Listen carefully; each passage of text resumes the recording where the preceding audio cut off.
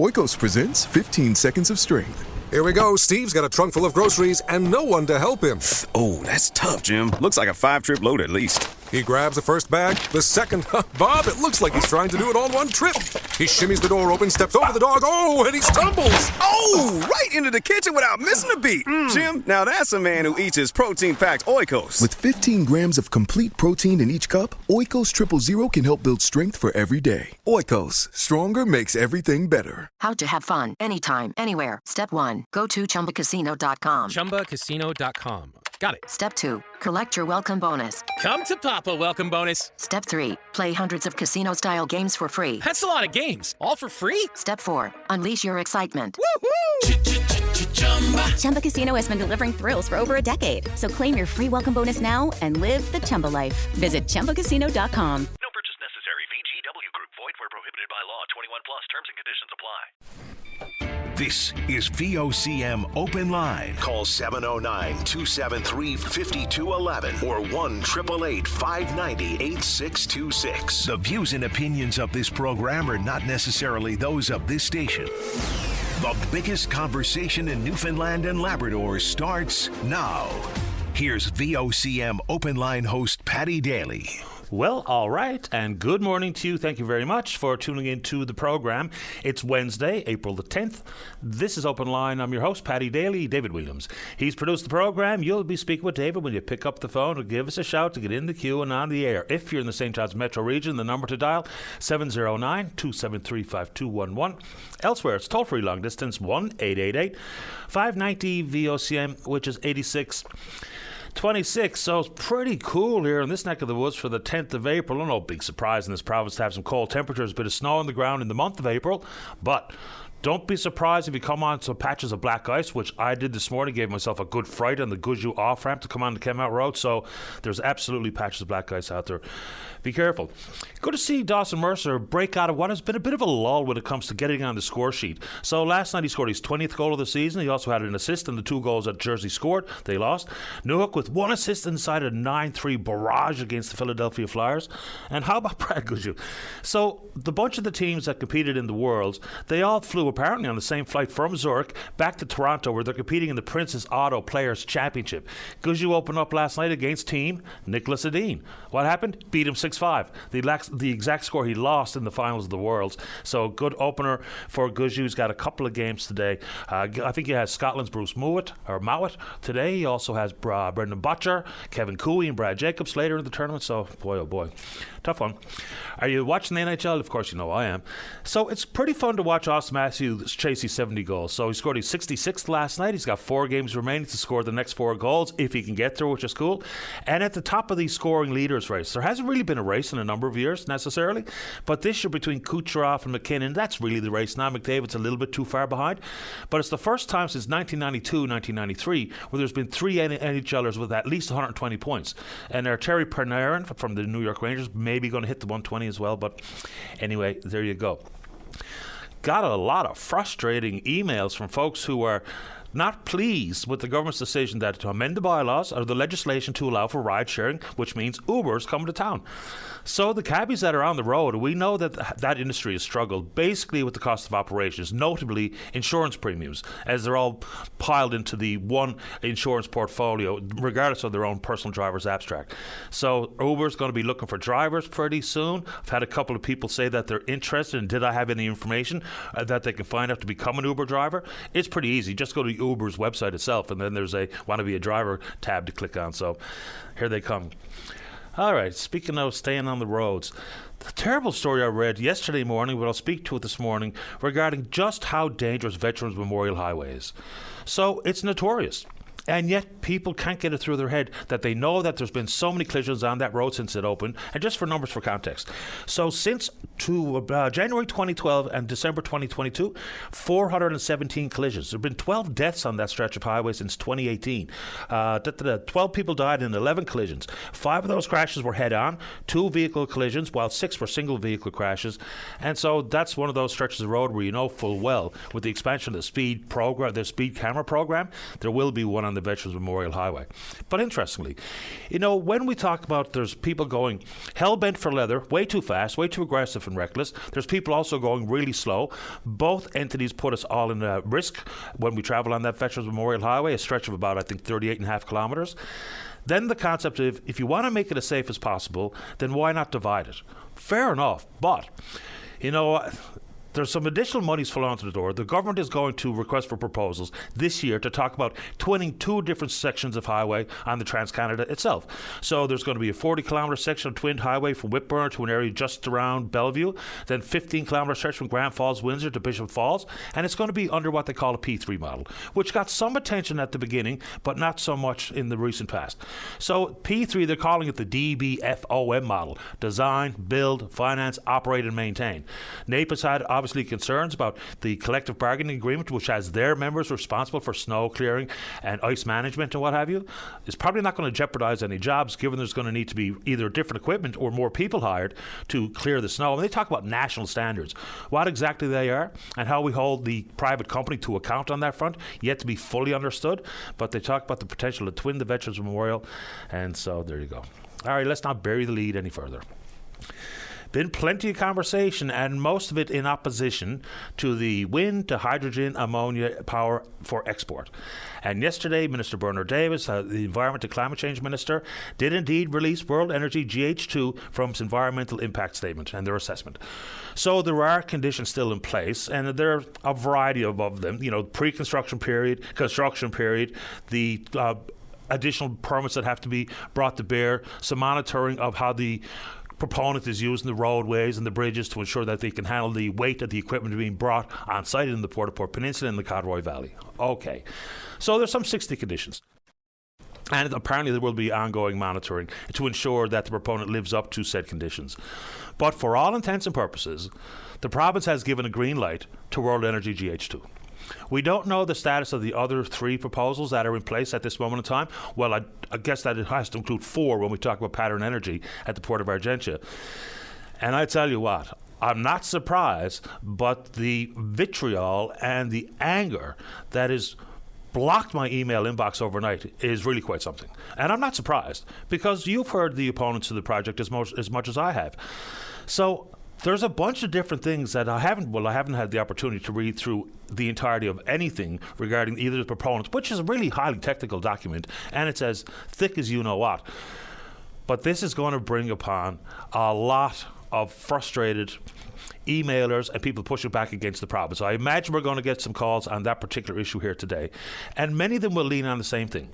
It's that, why was there never an opportunity, if there's such that concern for the environment, whether it comes from the province, and most specifically Stephen Guilbeault, the federal minister, people wonder why, and it's a fair question, as to why there wasn't a federal trigger to use the Impact Assessment Agency of Canada, which brings upon intervener status and funding for said interveners.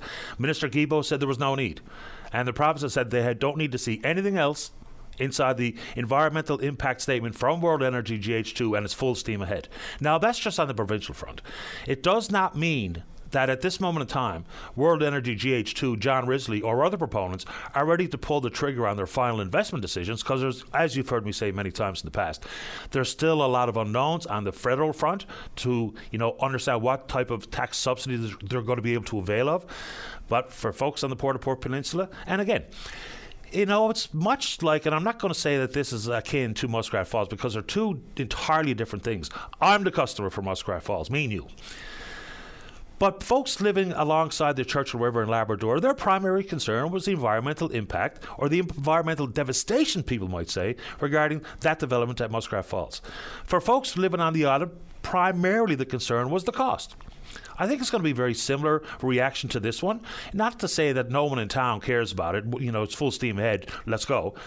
But the folks in the area, they would have distinctly different concerns, given they live where the proponent is going to put these massive wind turbines, some 300 plus just inside World Energy GH2. So I'm pretty sure we're going to hear from some people on that front today, and that can include people who are all in and see it as an opportunity, whether it be for the reference to transition fuel and or jobs and or royalties. And that's not a sell. That's just the facts of the matter. There's going to be some people who are absolutely all in, but if you want to bring forward your concerns on that front, we can do exactly that. And then you talk about transition fuels and carbon capture. And of course, for the oil industry, they're looking for final guidelines coming from the federal government for the massive $16 billion carbon sequestration plan out in Western Canada, out in Alberta in particular. And then you talk about the planting of trees. And the country said we're going to plant 1 billion trees to capture more emissions. It's actually Arbor Day today, which is all about tree planting, right? So happy Arbor Day to you. Also, let's stick with Ottawa for a second here. So we know that the goings-on in the House of Commons sometimes is about actually conducting the people's business. More often than not, it's about political theatre. So there's another non-binding motion going to be considered in Parliament calling on the Prime Minister, and this put forward by Conservative Party of Canada leader Pierre Poilievre, calling on the Prime Minister to meet with all 14 First Ministers in the country. We know that 7 premiers have written the the federal government for a said pause and or to cancel the carbon tax in full. The Prime Minister seems resistant to do it, but I think in a political calculation, it might be a good idea to do exactly that, and maybe even televise it live.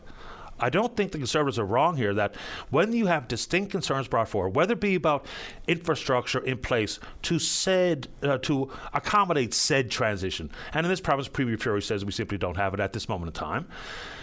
But is that a good or bad idea for the Prime Minister to do exactly what Mr. Poilievre suggests is the right thing to do? With an actual meeting, an emergency meeting, face-to-face, with the 14 First Ministers across the country. What do you think? Let's talk about it. And let's talk about another tax. Updated numbers for the good old sugar tax. Now, the sugar tax conceptually makes sense, right? If it's going to lead to people making healthier choices, consequently being healthier themselves, maybe reducing interaction with the healthcare system, and or to stave off some of the chronic illnesses which are so prevalent in this province. But the numbers say that people really haven't changed their behaviour. So here's the updated information based on the Access to Information site from the government. Between September the 1st of 2022 and February 20th of this year, they collected almost $17 million in the sugar tax, which is the bane of some people's existence. You want to take it on? Let's go. Quick sip of coffee. 1 second. We're back. So, given the wait times for MRIs and the numbers of people, some 5,000 people on the wait list, and the extraordinary amount of time people are forced to wait, huge problem. So now the province has said they've approved an additional MRI for the metro region. I don't know where it can go other than St. Clair's or the Health Sciences Centre, but anyway, there's currently 5. They're adding one more. They're going to add an MRI to the Gander RFP. They're considering putting one in the Corner Brook Western Memorial Regional Hospital. There's currently 5 in place, and all are fully staffed. Now, if you look around at the reality, like Nape is saying, it's fine to have the equipment, and they're right. But if you don't have the human resources in the form of medical radiation technologists, then it's just a piece of equipment. If you listen to the folks at the Canadian Association of Medical Radiation Technologists, Atlantic, they say this province needs about 15 more of those healthcare professionals. So, what's the effort being put forward to make sure the staff are there whenever these new MRIs are purchased, installed, and ready to accommodate patients? They have extended hours for the current MRIs that are in place at this moment in time. And hopefully that can deal with the backlog. But while people are waiting, you've heard the stories as much as I have. People are worried about have these bad headaches. Next thing you know, they identify a brain tumor. So people are getting sicker and sicker. People are dying while waiting for this type of service. I have no idea as to how things change so dramatically. So here's the average wait time for MRIs in this province. Between 17 weeks to more than a year, 427 days. The median wait time for an MRI scan in Canada in 2022, 10.6 weeks. So things have gone absolutely sideways on so many fronts, including that MRI consideration. So let's see how quick the province can move on not only putting them in place, but the staff required to operate. And, we bemoaned the loss of Wellness Together, the 24/7 access point for people struggling with mental health or mental illness and for addiction services. And it went away on the 4th of April. Now, yesterday, in what has been a bevy of pre-budget announcements, and the budget is April 16th, next Tuesday. Now, there's been some pretty big glossy announcements. There's always going to be a lack of detail inside some. But yesterday, between Chrystia Freeland, the Finance Minister and Deputy Prime Minister, and the Minister of Mental Health and Addictions, Yara Sachs, announced $500 million fund that's not going to flow through the provinces, importantly. It's going to go directly to community health organisations in an effort to provide more mental health services to the country's youth. they'll talk about things like isolation during the pandemic and some of the school closures and what has been some of the obvious impacts, financial strains that have impacted families and certainly Canadian youth. I guess it's some sort of recognition from the federal government that this is a concern. And remember, it's pre-pandemic. We were talking about 1 in 5 Canadians struggle with their mental health. Now we're using 1 in 4. So things have changed dramatically. I'm not sure what people make of all of these pre-budget announcements, and some of them make sense, whether it be school lunch programs and or assistance for Canadian youth dealing with their mental health. So we actually have someone who's in the mental health I'll call it business for now. That's coming up early on in the program today. Maybe get some reaction to what they're thinking about this particular announcement. And inside that yesterday, obviously the Liberals have a keen focus on young voters. And last federal election was the first time that millennials outnumbered seniors when it comes to the number of people registered to vote. So they've done the political calculation on that front. But down further inside trying to curry favor with young Canadians, this is in reference to housing. Trying to help people with financial supports to get into whether it be affordable rentals and or to get into purchasing their first home. The problem with that, and it sounds good on its face, but we have a supply problem. So the amount of money put forward to build homes, whether it be in the Accelerator Fund or the Canada Housing Infrastructure Fund, which is some $6 billion over the course of a number of years, incentivizing people or assisting them to get into the market is kind of counterintuitive. The supply is the problem. So to ramp up demand on an already really woefully low supply, they're just making things worse. Because it sounds good. If I'm a young voter who says, well, there's a pot of money to help me get into an affordable rental. Oh, there's something to help me get into my first mortgage. That's a feel good. But in the big scheme of things, when we talk about housing, ramping up demand is really bad policy.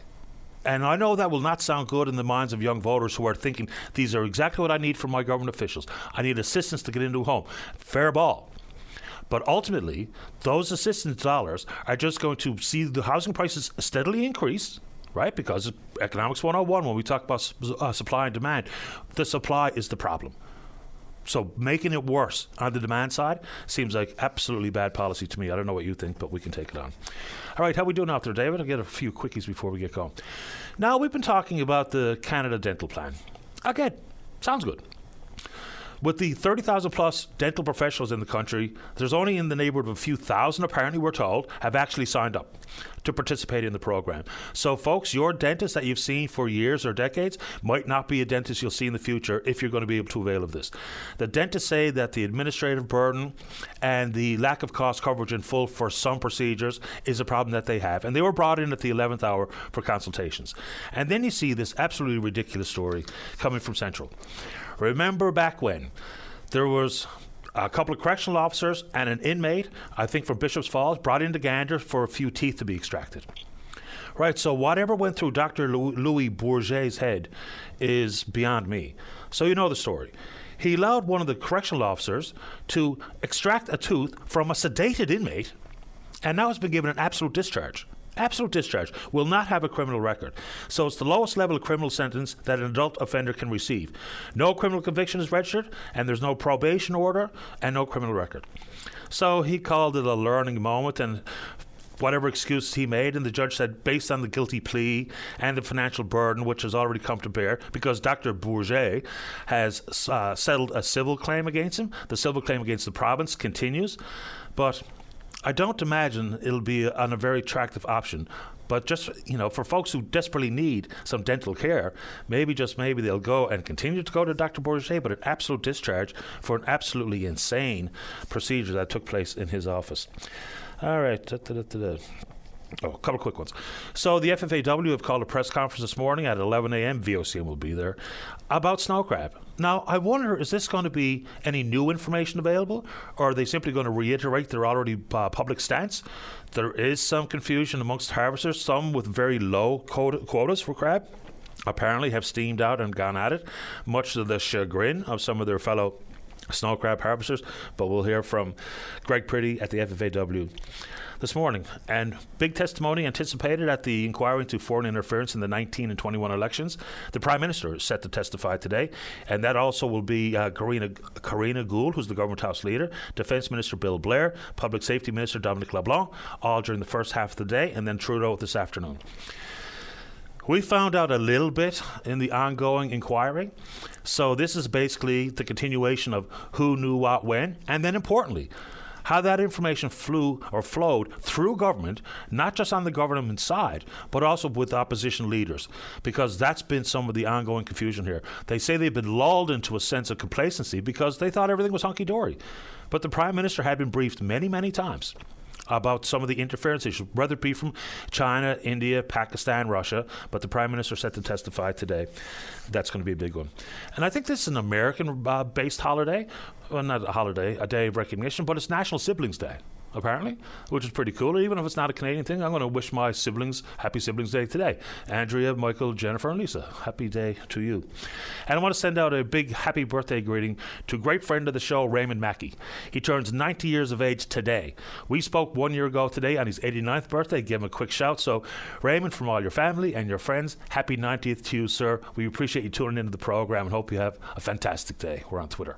We're VOCM Openline. Follow us, sir.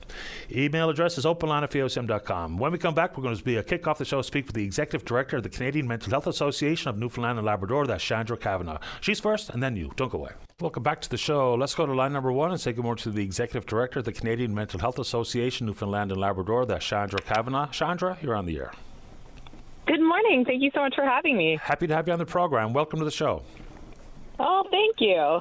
Before we get into exactly what you want to talk about this morning, the federal government yesterday, in the endless wave of pre-budget announcements, talking about an important issue in the country, and that's mental health services and when we talk about the country's youth. So $500 million, which I think importantly will not flow through the governments with an additional layer of bureaucracy, directly to community groups.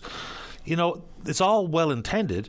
I don't know if we know a whole lot about how it's going to work, how it's going to be allotted provincially, whether it be per capita or what have you, but your initial takeaway from the announcement yesterday.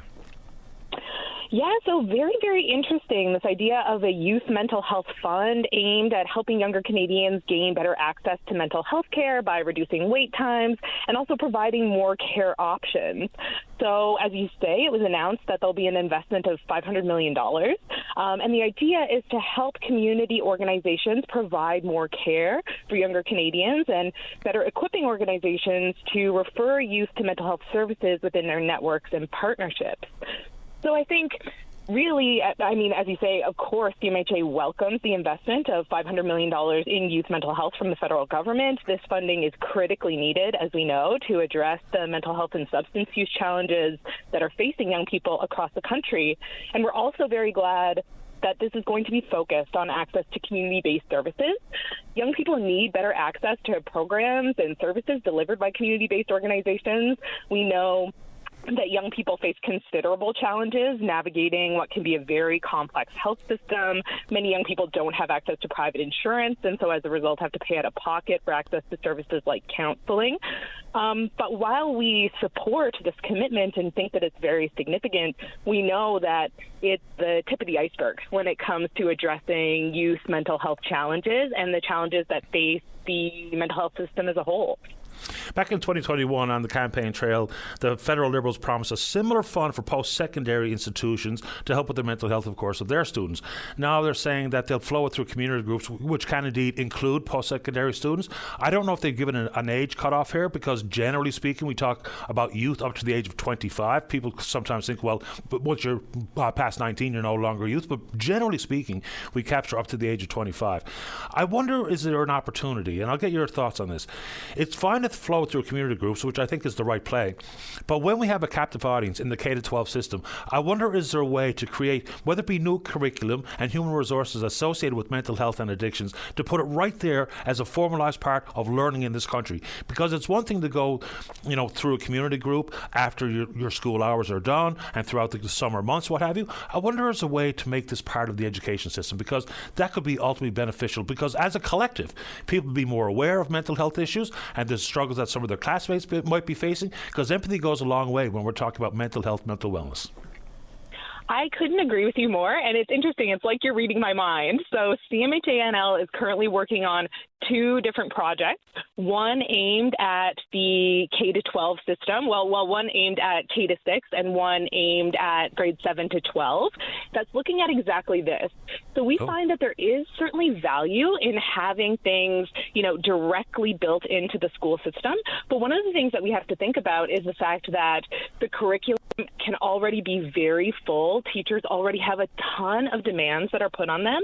And also there's a lot of interest from students in hearing different voices. So there is some value in having collaborations between the school systems and also with community organizations like ours, because we can bring in fresh faces, we can bring in people with specific expertise in the area to be able to provide that education to students. And we're also very interested in providing mental health education like mental health first aid, suicide intervention and prevention to teachers, because we know that teachers are experiencing high levels of burnout, and they need help providing support not only to their students, but also to one another.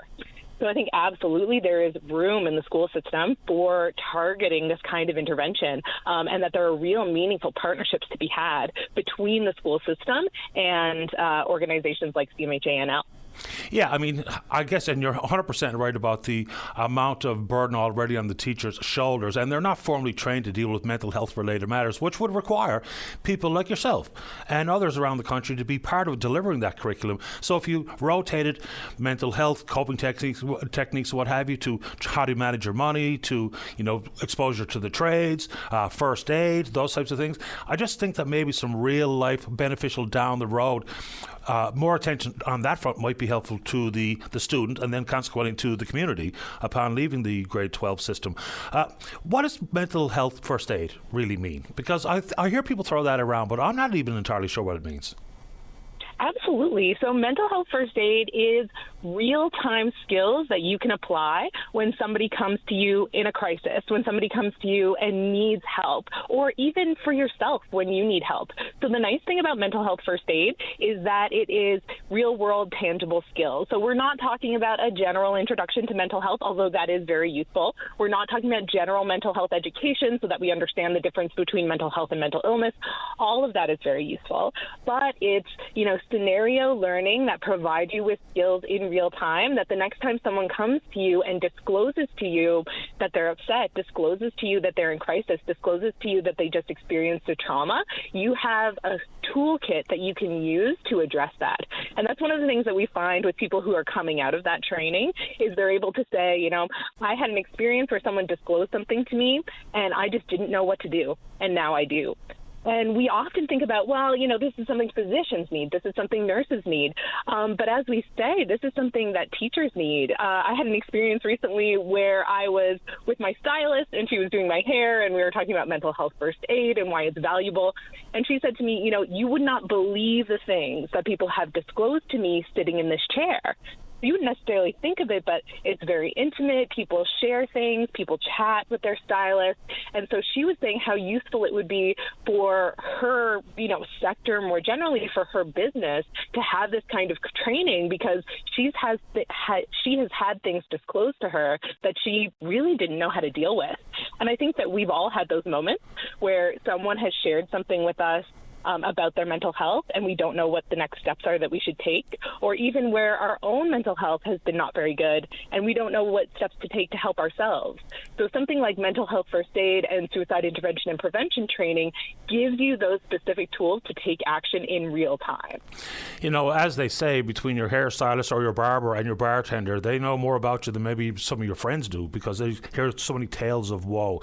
So what's the key here beyond listening? Because sometimes it's important to not be afraid to use the right words. So, inside of this mental health first aid, you also might be talking about suicide prevention. So on top of listening and empathizing, how important is it to not be afraid to ask all the questions using the proper language? Because if you say to someone, "Are you doing okay?" and they say yes, that can't be the end of the story. "Are you fine?" "Yes, I'm fine." As opposed to when you think that someone might be going down a very dark road, using the words like suicide, those types of things to really get down to the brass tacks to see where you might be able to point that person for the appropriate level of care.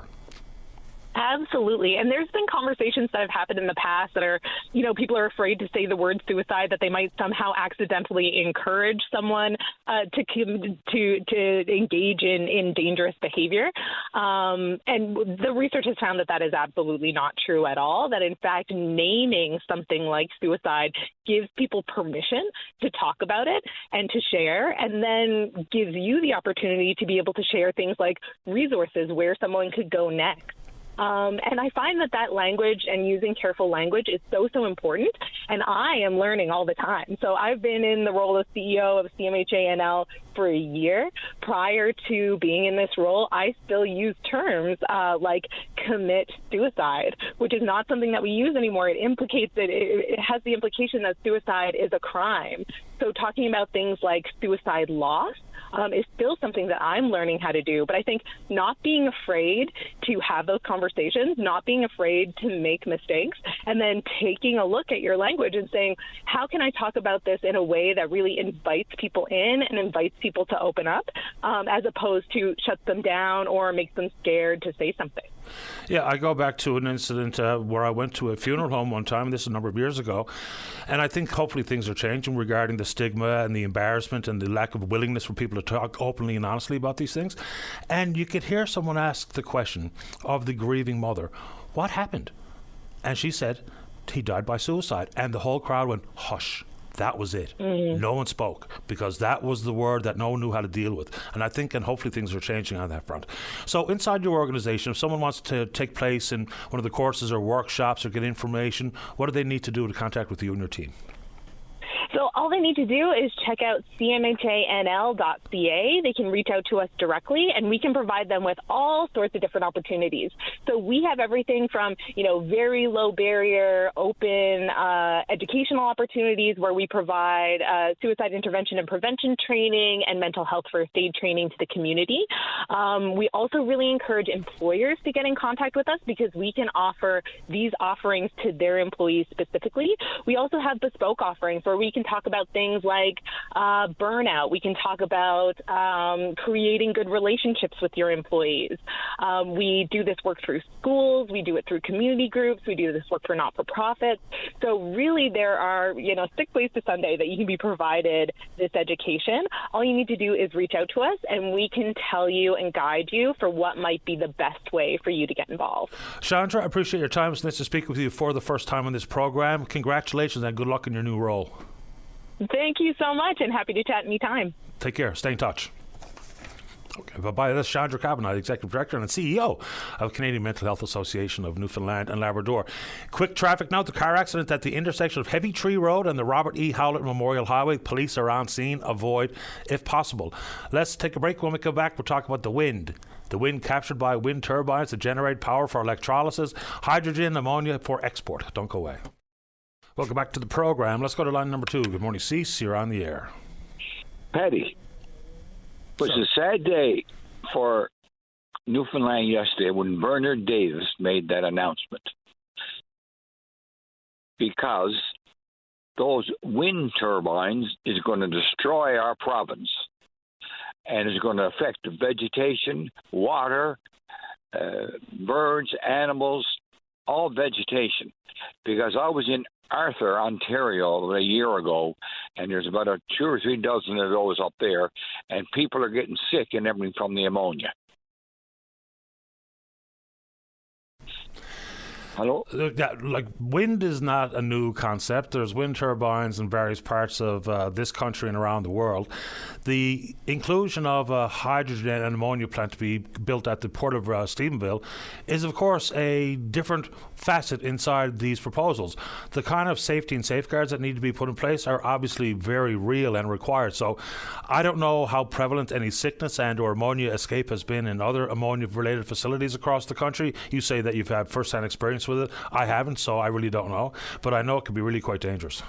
Yeah, it's very, very dangerous. I was in Port Arthur, and I was sitting by a couple that lives there, and husband and wife, and they were discussing it, and it's terrible. It should not be allowed, and it should be a halt put to it. And the by-election that's coming up, people should protest against that with a PC vote. Why are the PCs opposed to this? I don't know, but at least express their opinion that it's the Liberals that's bringing it in. Yeah, but and fair enough, it's currently the Liberals are the majority government, but I don't think I've ever heard from anyone on the PC side that says they're opposed to it. And we've asked all of them, specifically the leader, Tony Wakeham, who's a member for Stephenville Port-au-Port, so he hasn't voiced any opposition to it. People will ask questions about process and regulation and monitoring and royalties and jobs and all the rest of it, but I don't think even Mr. Wakeham, who's the member for the area, has said anything in opposition to these proponents. Well, I think they should vote in protest. Anyway, in the meantime, it's a bad thing for Newfoundland. It's going to destroy our beautiful province, and it should not be allowed. And it's being pushed by Trudeau, Guilbeault, and of course supported by the NDP, because the NDP are just as bad as the Liberals, and they shouldn't get any votes next time around. Fair enough. People will have their own political calculation here and who they're willing to vote for. I don't think provincially I've heard from anyone that says in full no to wind, but I suppose they're all welcome to talk about this announcement coming yesterday. I don't think anyone is really necessarily surprised with the announcement, given the fact that, the province has welcomed business leaders and industry leaders to this province regarding these proposals. We've signed an MOU formally with Germany on this front, so I don't think anyone is surprised. Maybe plenty of people are disappointed, but no shock. Well, there's going to be an awful lot of damage done to our environment if that goes ahead. Yeah, and I guess we'll see. I have looked around at other places. Look, there's been plenty of wind farms that have been plagued with problems. 100%, whether it being turbines cracking off, towers falling over. And, something that I don't think we've really added to the conversation here very much is, just the towers themselves, not the impact necessarily on vegetation and the deforestation required to build all the access roads and for the corridor turbines themselves.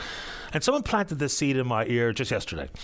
And this is something like, remember, we've got a bunch of work ongoing to repair, somewhere in the neighborhood of maybe 18 or 20 towers on the Labrador Island Link.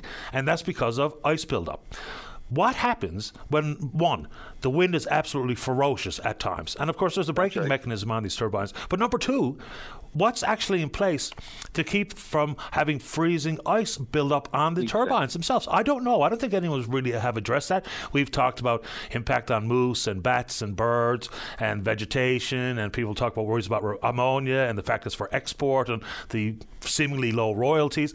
But is that even a concern that anyone has about freezing ice buildup? Because if it's knocking down parts of transmission towers, why wouldn't it also pose a problem potentially for these turbines and the turbine wings? I don't know.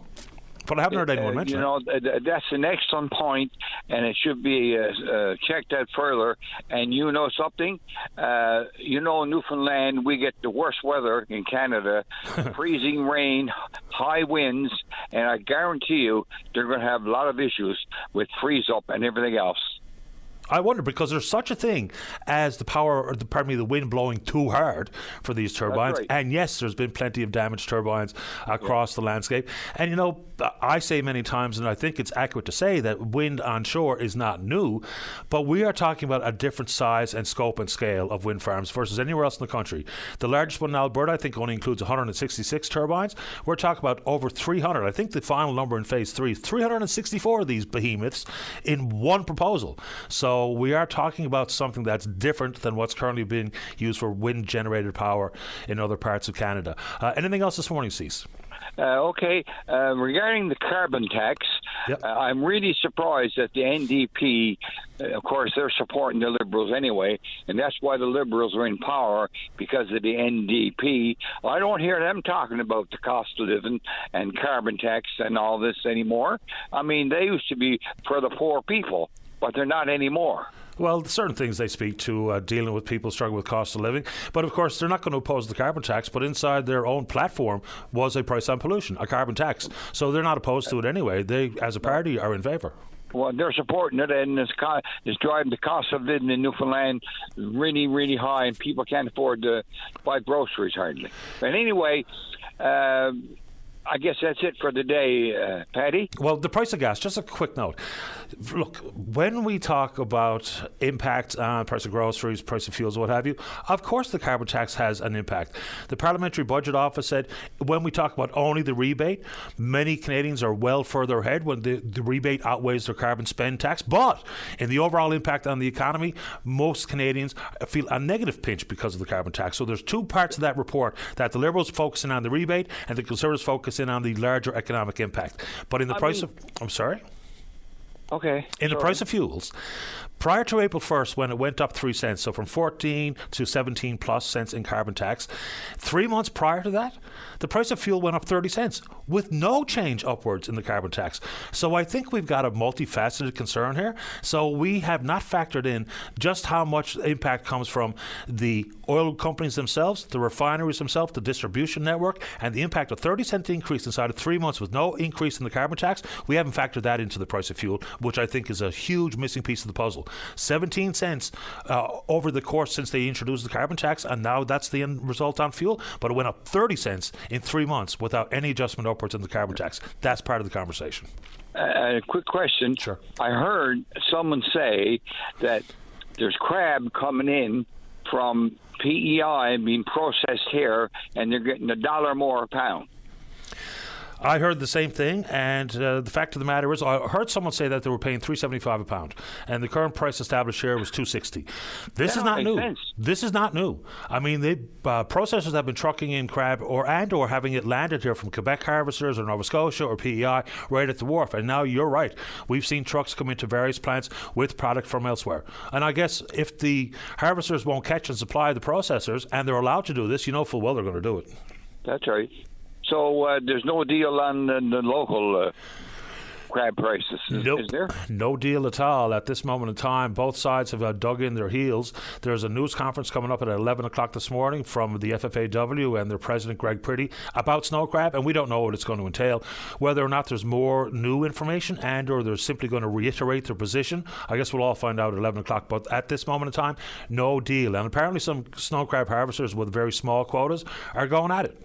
And that's not going to be welcomed by their fellow harvesters. But if anyone wants to talk about it this morning, and I guess we'll find out any additional information, if there's any such thing, coming up at 11. Great talk to you, Patty. You're doing a great job, and we wouldn't do it without you. I appreciate your time, Cease. Thanks for the call. Okay. All right. Thank you. Thank you. Bye-bye. Yeah, and sometimes, you get accused of being in favor of or in strict opposition to when you just add facts to the conversation, and that's all we're trying to do. And it's clear inside the world of the price of fuel, there's a couple of different things that I think people think is patently unfair, and I tend to agree when we talk about how taxes are applied. Even just a fundamental process shift to charge the HST just on the product itself, before you put on the 10 cents federal excise tax, before you put on the provincial tax, before you add the carbon tax, because it comes with a huge impact. After you put in 10 and then the provincial tax in and around 8 cents at this moment in time continues to be halved for another year, then the 17 cent carbon tax, then when you put 15% on that, that's a huge number. So that, and we have kind of let the companies off the hook here, whether it be with the price of groceries, and there are people say, well, the margins are what the margins always have been. It's not true. The margins have increased, but inside the margins inside a major grocery retailer, the vast majority of the revenue and profit comes from things other than food, because you go to the grocery store like I do, you could buy all sorts of doodads and cleaning supplies and clothes and pharmaceuticals, so there's a lot for sale inside the walls of a grocery store other than food. But nobody talks about the fact that 30-cent increase in the price of gas before there was a single cent increase in the carbon tax. That is absolutely and obviously part of the conversation, isn't it? Let's take a break. When we come back, plenty of time to speak with you on a topic of your choosing. Don't go away. Welcome back to the program. Well, spurred on by some comments between myself and Cease, the last caller, about freezing rain and ice build-up potentially on the wind turbine, someone sent along an article that I haven't had a chance to read down through it in full because it's pretty hefty, but it comes from the International Journal of Turbo Machinery, Propulsion and Power. And what they're looking at is numerical modeling of the ice throw from wind turbines. So just to read a little bit from the abstract and some of the introduction. It says, ice throw is a significant significant risk factor in the vicinity of wind turbines located in cold climate areas. We present a method to estimate the ice chunk trajectories. First, similar to the common practice, only translation is accounted for the object trajectory is determined by gravity, aerodynamic drag force. Due to limited space for new establishments, there are more and more wind turbines placed in cold climate areas. These areas also have the advantage that cold air has higher density, and because of this, there is the possibility to harvest more energy from the same wind speed. The major impediment for wind turbines in cold climate is ice accretion, which adds extra weight to the turbine components. It imbalances the rotor and decreases the aerodynamic efficiency of the blades. A thorough review of cold climate-related issues is presented in the report below, which I will absolutely have a closer look at this afternoon. The exciting reading I do, the International Journal of Turbo Machinery, Propulsion and Power. So, inside the environmental impact statement, are some of these other moving parts actually considered and included? Because I heard the minister say, when we talk about the impact on the community and residential areas, and they tout the fact that there is indeed a buffer zone built into this, not only from the proponent themselves, but also from the government. So you cannot erect one of these wind turbines within a kilometre of someone's home and someone's business. So that feels like a buffer zone that could be appreciable. But we're also talking about things that I don't think I've ever heard anyone talk about or mention the concept of what happens when and if something freezes up. For imbalancing the rotors and or for the concept of ice throw, which is the first time I've ever heard that term. So how we include that in the conversation, I don't know, but I'll throw it out there. All right, let's get going here. Let's go to line number 2. Good morning, Colin. You're on the air. Good morning, Mr. Daly. How are you this morning? Very well, thanks. How about you? Good, thanks. I want to talk about the sentencing for a dentist who was found guilty of assaulting a patient out in central Newfoundland. He was given an absolute discharge. Yep, Dr. Louis Bourget. Yeah. An absolute discharge is it's not a criminal conviction, but it is a finding of guilt, and it's the least restrictive sentence that you can be given. There's been a finding of guilt on the charge. He pled guilty. The criminal code allows for discharges where it's in the best interest of the accused and not contrary to the public interest. And there are some other criteria too. There can't be a mandatory minimum sentence, and the maximum sentence cannot be more than 14 years in prison. So it covers a wide range of criminal charges. But I think in this case, an absolute discharge, which is the least onerous sentencing option, is woefully inadequate to be charitable in this situation, given the facts. Well, when the Bourget said he got caught up in a teaching moment, but he regretted the procedure. I mean, when it's first do no harm, my goodness, we're giving a correctional officer whatever tool is used to extract a tooth. It's just, on top of bizarre, there's something kind of evil about this too, to be honest with you. So the judge, and that was Melanie Del Rizzo, talked about the pressures of the pandemic. What? And then the Bourget's financial loss because he did indeed settle a civil claim. His guilty plea, low risk to offend, completion of sensitivity training. It really feels like it was a bit of a, bad decision, but on we go. No criminal record from an actual criminal act is pretty wild, especially when he pled guilty to it. Yeah, an absolute discharge, they're not very commonly handed out. It's not a common sentence to get an absolute discharge. Actually, if you are going to get a discharge, it's more likely than not that you're going to get a conditional discharge, which would be a probationary period attached to the discharge. Mm-hmm. But the absolute discharge, in this case, looking at the facts of this, even notwithstanding the fact, he had no prior criminal record and he pled guilty and he's remorseful and all that, these are mitigating factors, but they have to be balanced against aggravating factors. And I think, a dentist or a medical practitioner, and these two guards too, this was a person who was in prison, either convicted of a crime or on remand for some reason, was held in custody. So those guards are in the position of trust to that inmate. And they brought that inmate to that dental office to be seen for dental work, for a procedure. And that oral surgeon or dentist, that person is also in a position of trust to that patient.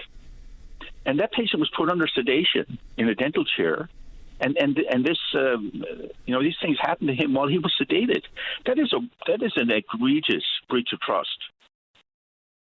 100%. Egregious. It's just unconscionable, the conduct that happened there with regard to him.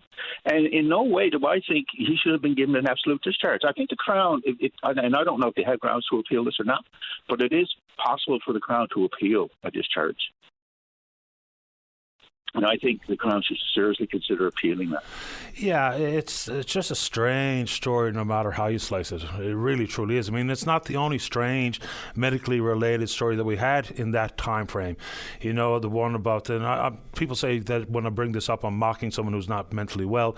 But, I mean, we had someone willing to, and advertising circumcisions up at the cabin. I mean, just some strange stuff goes on sometimes that you really can't wrap your mind around, and including this verdict and the absolute discharge for this particular dentist. Now, has he suffered financially? I suppose. I have no idea what the settlement was involved with that particular inmate. The civil action against the province is still in play, so we'll see what the results of that are. But, you know, it seems like this is his reputation, of course, is shot. And I don't know how many people will leave his patient roster as a result of this, but I imagine that's also seeing people running for the gates. Yeah, in this country, the judge has the option to give a conditional discharge or an absolute discharge, which under Canadian law is not a conviction. The Americans don't view it like that for their immigration purposes. So if you've been given a discharge and you're trying to cross into the United States, for example, all they look at is a finding of guilt. Their criminal law doesn't, and their immigration law doesn't recognize a discharge. You've been found guilty, and therefore, according to them, you have a criminal record. But this provision in the criminal code for absolute discharges and conditional discharges and the criteria that go with them, and the balancing of it has to be in the best interest of the accused. Obviously, it's in his best interest that he not get a conviction, but it has to be balanced with being not contrary to the public interest. And I think it's in the public interest that the conviction be entered on that. Yeah, fair enough. Yeah, which would have an impact on his license as well, so says the association. That's too bad, right? Oh, I couldn't care less. Very, very quickly, because I am going to be late for the news here in a second. Fascinating criminal trial in the United States and Michigan where a school shooter's parents have been convicted of involuntary manslaughter and are going to prison for 10 years because they had the ability but did not act on what they call a runaway train. And consequently, the gun they bought for their child was, I think, the weapon used in killing 4 students at his school. So when we talk about parents' accountability, that's an interesting one. We've seen some parents held to account here with the inappropriate use or improper use of ATVs by one of their children, things like that. But what do you make of this particular case? Because this is sort of landmark stuff. 10 years in prison because they did not stop their child from shooting up the school. Yep, the circumstances of that case, and I follow that. They bought the gun for their son. He was in high school. They knew he had serious mental health issues. That he was going, and these were serious mental health issues. That he was going to could be act out violently and things like that. So it's a constellation of circumstances that they knew about, and they're a parent, so they're under legal duty to him because he was still a minor, right? Yeah, I think he was 14, maybe. Yeah, 14, 15, something like that. Yeah. So they bought him the gun. They taught him how to use the gun, so he knew how to fire it and load it, and he took the gun to school and he shot and killed 4 of his classmates. They're on the hook. That's wanton and reckless disregard for the lives and safety of other people. That's criminally negligent homicide. So they're on the hook. Well, they're on the hook to the tune of 10 years. Yeah, they were either aware that this was going to happen or were a reasonable person, given those set of circumstances, could reasonably expect that something like that could happen. And that's where they got the criminal liability. I appreciate the time, Colin. Off to the news I go. Cheers. Bye-bye. Here we go. Yeah, there's long been a conversation about the role of parents and the accountability if and when your minor child commits, in this case, obviously, the ultimate serious crime of murder. 4 of his classmates are dead. How broadly should be parents held to account on those types of things? Like, for instance, if you're a child, when you're not there to observe their behavior or to influence their behavior and they throw a rock through a storefront window, is that something where the parent gets held to account? It's just putting out scenarios for consideration. But Obviously, the American courts, well, in the state of Michigan anyway, thought that their accountability was absolutely a role in this particular tragedy, and a 10-year sentence for involuntary manslaughter. How about that? Let's take a break for the news. Don't go away. Welcome back to the show. Let's go to line number 1. Faith, you're on the air. Hi, this is Faith. My first time calling, actually. Welcome to the show. What's on your mind? Mental health, actually. I'm very frustrated. I've been trying to get mental health for my daughter, and I can't seem to get it. She's struggling. She's got paranoid schizophrenia. She's after attacking people with shovels. She's after flicking rocks at people, cars coming by the road, abusing people. People are after her, not charging her. But at the end of the day, what's the jail sentence when it comes to your mental health? What is the mental health trying to tell everybody that has a mental health crisis, that you have to go out and kill somebody or hurt somebody very, very badly in order to get your mental health? So what have you done in an effort to get your child some help? She's not a child. She's 27 years old. What have you done to get your 27-year-old some help? I do mental. I call the mental health crisis, the 811. They get the police over, and they have this mental health crisis team. Right. And if she looks fine, she's fine. And the last time they took her to the Waterford, and the Waterford says, "Well, we can't do nothing for you. There's nothing we can do for you." My daughter hears voices. She sees things. She's hearing things. I mean, right now she's going through a really bad psychosis, and I'm sorry to say, but it's better to put your finger up your arse than it is to get anything done here in Newfoundland. And I'm very frustrated. I've been through Eastern Health. I have had her in psychiatry for Eastern Health. I even had to put my daughter in the group home, into the foster care, hoping that they would get her mental health under control for me, for her sake, for her to live a healthy, normal life. But nobody took it serious enough. And now, where is she? She's in a house. She doesn't have money, time concept, money concept, but the government gives her money. The government gives her a house. She has this. I can't. I don't want to say the name over the air, but it is a non-public place that people go to that have mental illnesses and stuff like that, and they provide services. But right now, at this point, they can't get into her house because she won't let them in. Because of the voices in her head, won't let her enter that door. She flicks her food out. The last episode was that she flicked all of her food in the tub and poured all of her laundry detergent over it. Boy, oh boy. Do you know, where does a parent go for help?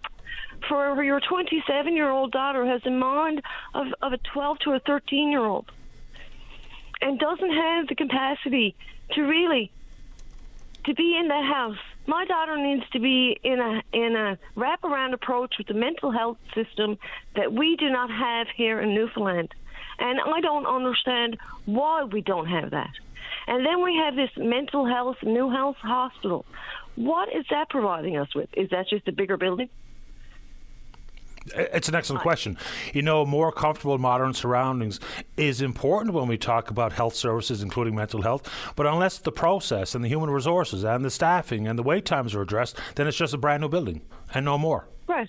Exactly. You're right, Faith. A couple of quick questions. When was your daughter first diagnosed?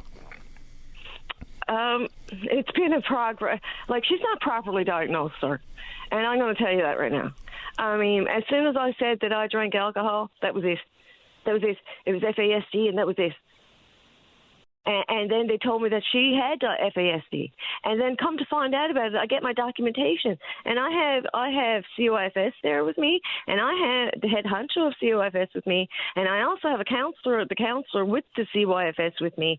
And they are telling me in that documentation 3 times that in the best case scenario, that this is what my daughter's going for. But there's no other testings. There was no testing for ADHD. There was nothing. It was just, everything was just, because I drank, this was the best case scenario. So there's simply saying you say FAS, so it's fetal alcohol syndrome. Yes. Right. Okay. So has your... No, I didn't drink a lot. And I was a young teenager. I was 18 years old. Right? You know, sometimes you have that all going for you, and other times you just don't. Right? Yeah. And now fetal alcohol syndrome presents much differently than paranoid schizophrenia. Exactly.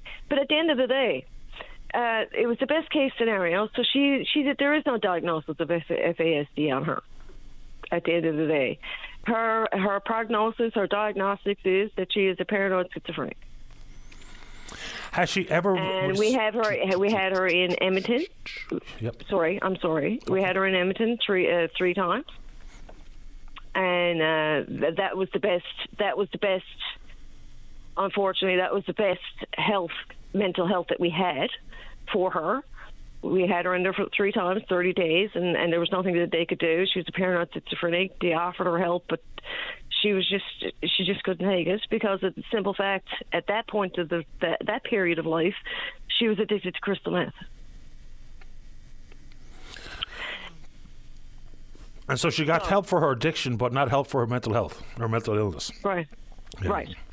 Well, in fact, you can't have one without the other. Addiction, to be honest with you, she's very brave. She's got the willpower, a very good willpower.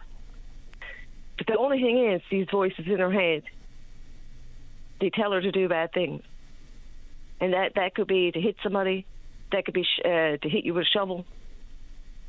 I know that as I'm speaking right now, if there's somebody on VOC that's listening to me right now, there's somebody out there that knows or has been attacked by my daughter.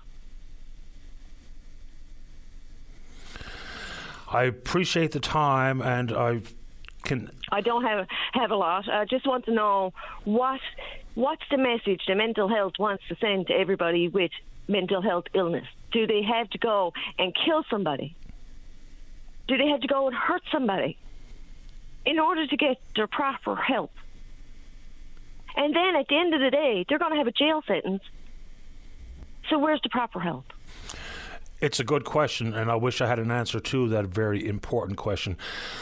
We hear stories of people being turned away all the time, whether even people who present at the Waterford, for instance, and say that they have suicidal ideologies, they are ideations, and then they're willing and wanting to harm themselves or kill themselves and still not getting the treatment. Like, I just don't understand what it's got to come to, as you point out. They tell you to go do it. They tell you to go do it. Yeah, that's not a very helpful message. That's the only message, honey. If you're suicidal, you might as well go do it, because that's the only way they're going to help you. If you're not, then they're not going to help you, because all of it is attention-seeking behavior. Oh boy, Faith, I appreciate your time. My daughter's 27 years old, and I've been fighting for my daughter since she's been 4 years old. 4 years old, your daughter don't come to you and tell you that she hears voices inside of her head telling her to do bad things. Prior to that, she ended up tying 2 girls' laces, and those girls tripped over a set of steps and hurt themselves. I wish there was something I could say to point you in a direction that would get you some immediate help, but I wish you and your daughter the best of luck. Don't give up the fight. That's the trick here, is that sometimes Honey, you quit, you do quit, because there's nobody out there that wants to listen or wants to help. And right now, this is my last call.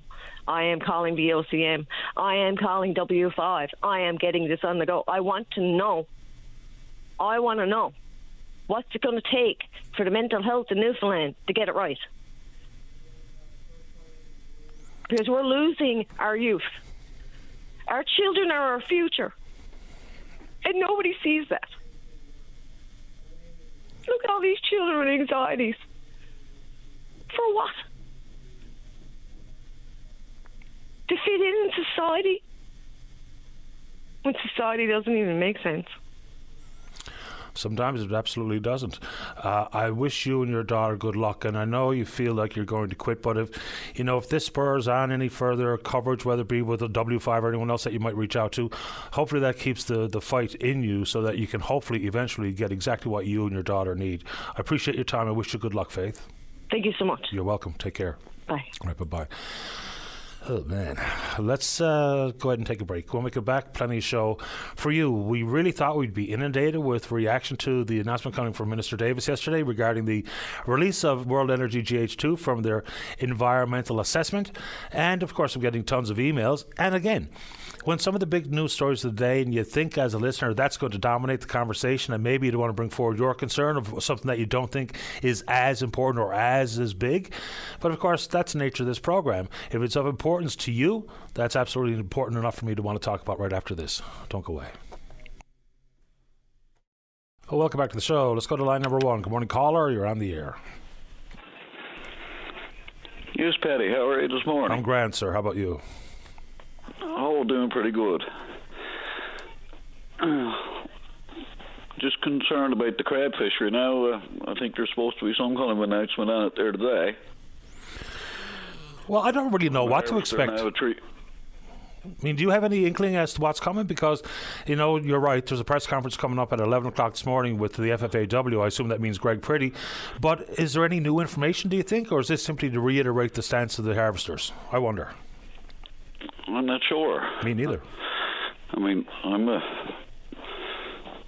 harvester at 3PS now, and we got my own license and stuff like that. But I mean, it seems like we're stuck in the same boat that we were in last year. Yeah, exact same boat. And something got to be resolved quicker. We brought in crab last year on the end of it. Now it was the temperature of the water was too warm, and the crab was dead. And I mean, this is the backbone of our Newfoundland on that crab. It's the most lucrative species, and good point about the water temperature, because not only the stability of the industry but also the quality of the product is going to be something that the market will look at. So if we've got late in the year molted crab, the warm water has damaged some of the quality, then we're going to create a whip for our own tail.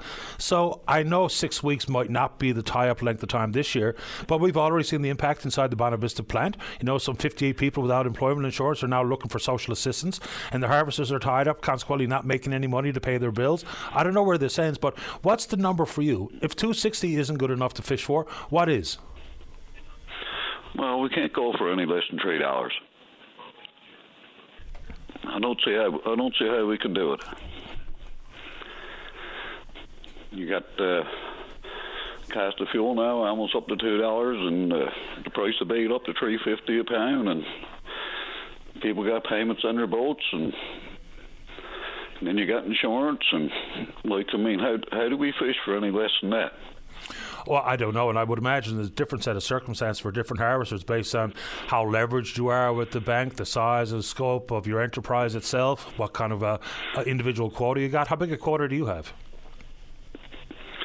Well, I got 66,000 to catch this year now, but I'm on a buddy-up system there. I'm an inshore harvester. Yep. And anyway, I got a first cousin there now, and he paid for his conditions there the other day. He's in the supplementary fleet now, and it cost him almost $8,000 just to pay for his license conditions. I mean, how much further is the expense going to go?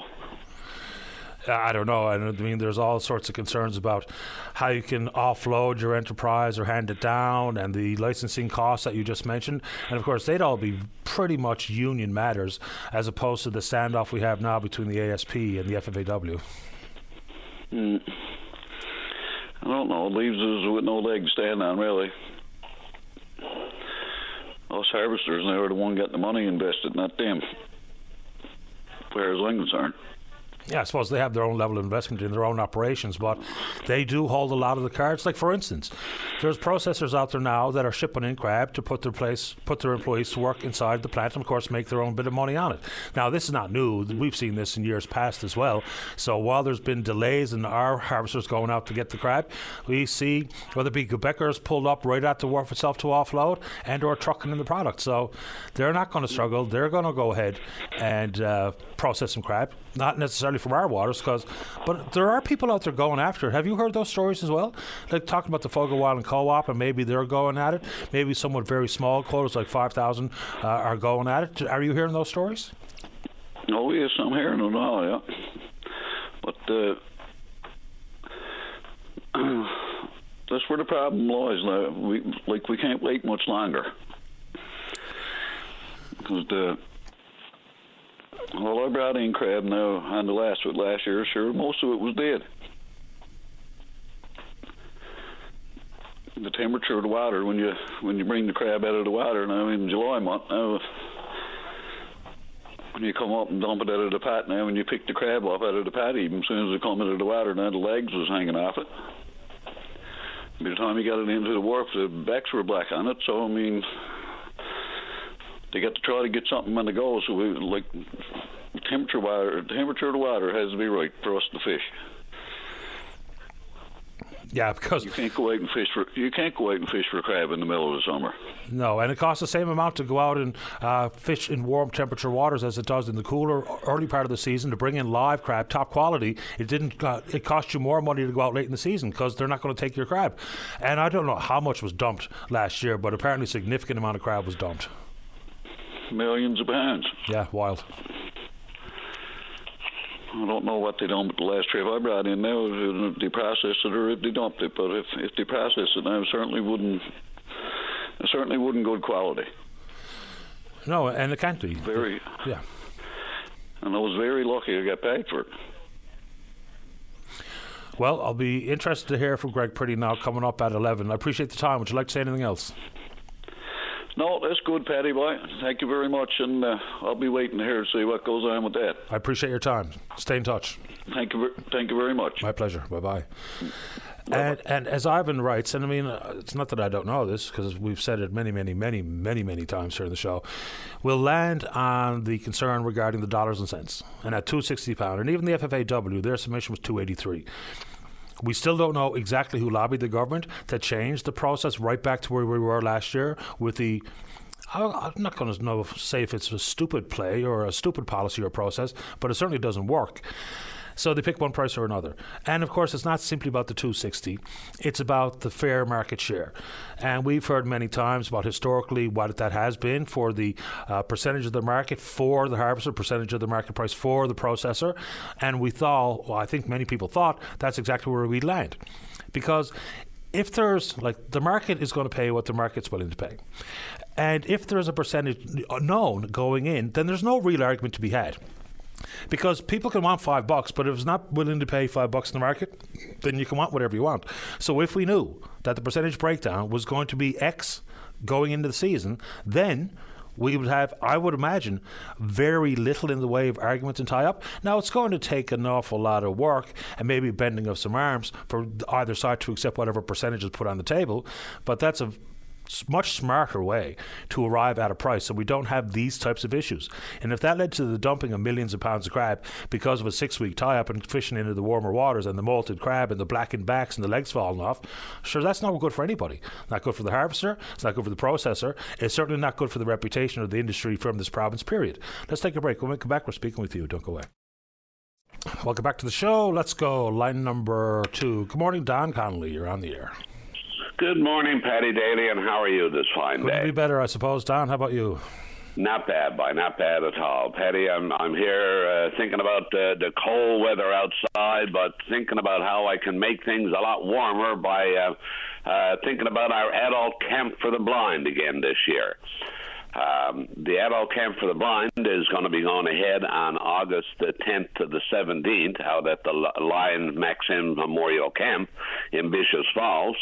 And we want to put a shout out to the newly blind and visually impaired people around the province to give us some thought. The adult camp for the blind is not only just a recreational program, Patty, but it's a real good opportunity for people that are newly blinded or sight impaired to be able to sit down with other individuals that have similar problems to talk about issues, concerns that might that they might be going through at this point in time, trying to work through vision loss. It's a great rehabilitation program.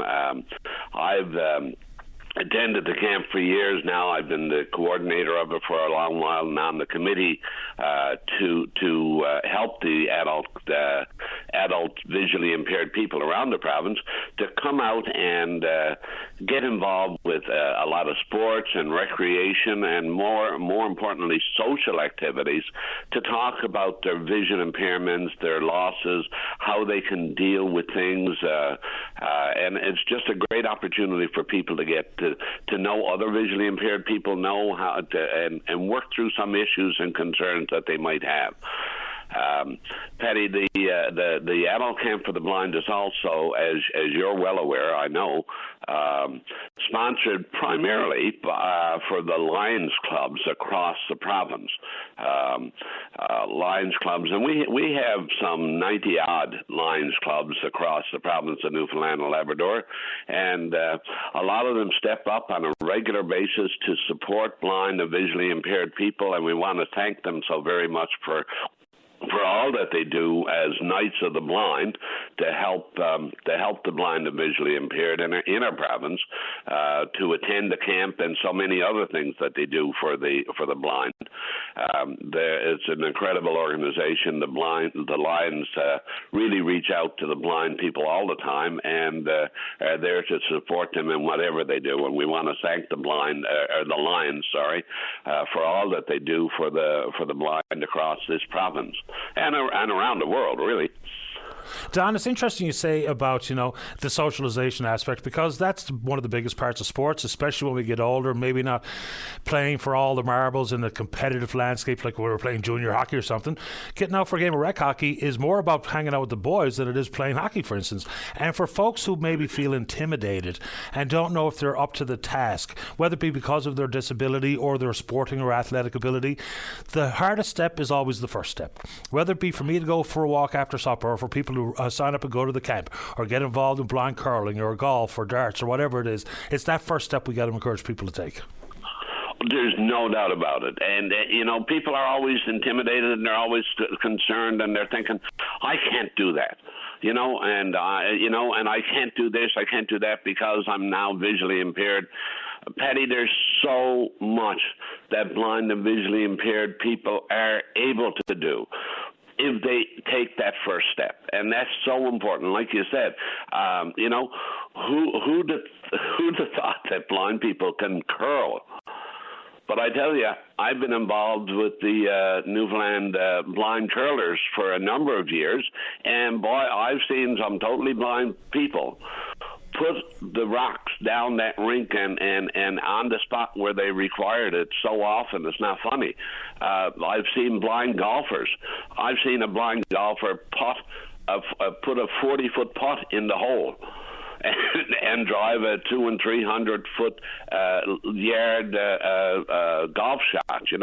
I've seen blind hockey players out on the ice and chasing around a tin can puck, and here are the cans going down the ice, and man, what a beautiful sight to be able to see. So blind people can and throw darts and all sorts of other stuff. Blind people can do an awful lot if they take the first step and try it and say, I'd like to learn. Who can help me? And we've got people out at the adult camp for the blind that can talk to you about so many things, Patty. It's not funny, and it's quite interesting. Every year we get 3 or 4 or 5 new campers that come to the camp, and they by the time they leave, they say, this is the best step I've ever taken. I didn't know what I could do. I didn't know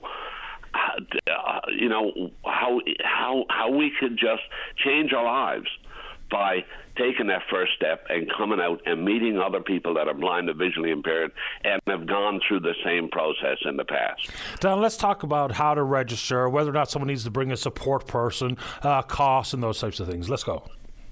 Well, this year the camp costs $390. For a week, you get you get a bedroom, and you get your 3 meals a day plus some snacks and all sorts of entertainment out at the adult camp for the blind. Out at Lyme Maxim's camp, they have sports fields out there. They have a swimming pool. They have boats where they can go down a bit of the Exploits River, I think it is. I won't swear on that one, as to which one it is there in Bishop's Falls. And we do an awful lot of just sports and recreational activities. But the major part, as I say, is social activity. If people are concerned, they want to get more information, they can phone the camp coordinator this year is a lady by the name of Pat Dwyer, and I believe she's the current president of the Cornerbrook Lions Club, but she's also a volunteer with our organization, and she can be reached at 709, of course, 634-0912. Or people can, or they can phone me directly, and I can give them some more information as well. 726-5975. 726, what is it? 5975. There you go, Patty. You got it, my son. You got I don't know why it is that you got my number in your head, but I have no idea. You give it out a lot. For some reason, I just remember it all the time. It's one of those strange ones that's just stuck in my head. Yes, but there it is.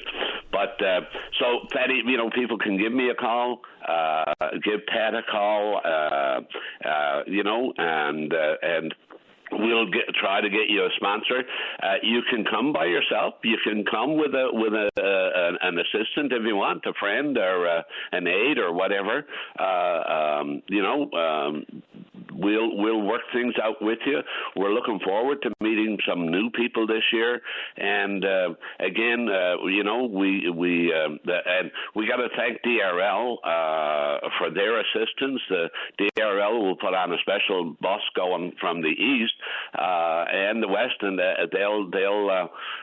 they'll drive us directly right into the camp and drop us off. So wherever you get a DRL bus line on August the 10th, that bus will help you by bringing you right into the camp. We'll make the arrangements, obviously, in advance, so you need to be in touch with us. So we thank DRL for assisting us in that respect. And there's, the Lions clubs across this province. We wouldn't be able to do this without the assistance of the Lions across the province, and we want to thank them so very much for all they do for the blind and visually impaired, Patty. But again, I want to encourage anybody that's got a vision impairment, is struggling with some recent vision loss. If you want to know more about how to handle things, how to do things differently as a blind or visually impaired person, please reach out to us. And by the way, we do work with the CNIB, and they're partners with us in this respect, but the camp is sort of run by the Canadian Council of the Blind, which is a group of blind and visually impaired individuals ourselves. But the Canadian National Institute for the Blind is a service organization to assist us in those respects, and they help us out with this as well. So please reach out, help yourself to get more active, more involved, and learn how to do things as a visually impaired person, but more importantly, as just a normal way of living. You can do most anything if you reach out and learn how to do it. 100%. And we encourage anybody to please reach out to us. We'd really appreciate that, and look forward to meeting new people this summer. And so once again, you can call Pat 709-634-0912, or you can call Don directly at 709-726-5975. And the river that you were looking for, it's not the Exploits, it's the Great Ratlin River. Oh, Great Ratlin. There you go. Yeah, no, thank you very much. Patty, you're always there on the ball, my friend. Well, I'm not taking any credit for that. A fellow named Jack sent me an email telling me exactly that. So I'm just offering it up to the listeners and to yourself. Don, I always appreciate your time. Thank you very much, Patty. Really appreciate it, and all the best. Thanks again to all the Lions, and encourage all those blind and visually impaired people. Give it a step. Take that big step. Come on out, join us, and see how we can help you to become a more independent individual. Appreciate your time. Thank you. Thank you so much. You're welcome, Bye-bye. Dan. Bye-bye. Yeah, so thanks to Jack for sending along the river that's in question here, the Great Rattling River. And I'm just going to read this one quickly, and I'll leave the emailer's name out of it. Just listening to your discussion regarding the adult camp for the blind. To add to your caller's points, for any other listeners who may doubt his claims and the abilities of the visually impaired, my father's a carpenter and a fisherman, while also being visually impaired. Landon had an episode on him a number of years ago, so that's interesting. Maybe I'll have a look for it. Okay, let's take a break. When we come back, Barry wants to talk about home care. Don't go away. Welcome back to the show. Let's go to line number 1. Barry, you're on the air. Hey, Patty. Yes, sir. How's it going, Mike? Grand. Listen, I said I'd phone you back and give you an update kind of thing, but back to what that feller said about getting old to his MHA and that there a couple days ago, I think, was it, or may have been yesterday, about getting always MHA and no response from people like that. I mean, I was in that same boat for 2 years, and it was so frustrating. I had to get a bit nasty and speak out, and all of a sudden, that's when they took a consumer-controlled company and forced us to go with an agency, saying we had no choice. Either was do with an agency or do without, or come up with your own system. Well, we had a system in place that's been working for 33 years and has been tried, tested, and true to serve people's individual needs. Barry, you and I know what we're talking about, but for the listeners who maybe didn't hear our last call, talk about the agency the organization you were working with and the people you were serving, and now what's changed. Well, the community that was set up, I mean, this was a survey and a study that was on the go 40 years ago that was put in place. It took us several years to lobby with government. That was when the independent living movement was on the go, and people wanted to get out of their homes, like not live with their parents and out of institutions and that kind of stuff. So we came up with this choice and finally got approved from government and got on track, and we were finally incorporated in 1987. Then we found a physical building and built between Newfoundland Labrador Housing, CMHC, and Northwest Rotary, single parents groups, and the group of us being disabled persons with different types of disabilities in an apartment building. So Northwest Rotary and Newfoundland Labrador Housing and them built this 48-unit building, or not the building is 48 units, but there's 24 units in the apartment building and 11 duplexes for the single parents. And we've been operating for 33 years. And the only way that people usually leave here is when they pass away due to their disability or some other kind of health issue or whatever. But so our funding was cut off. No reason, no discussion.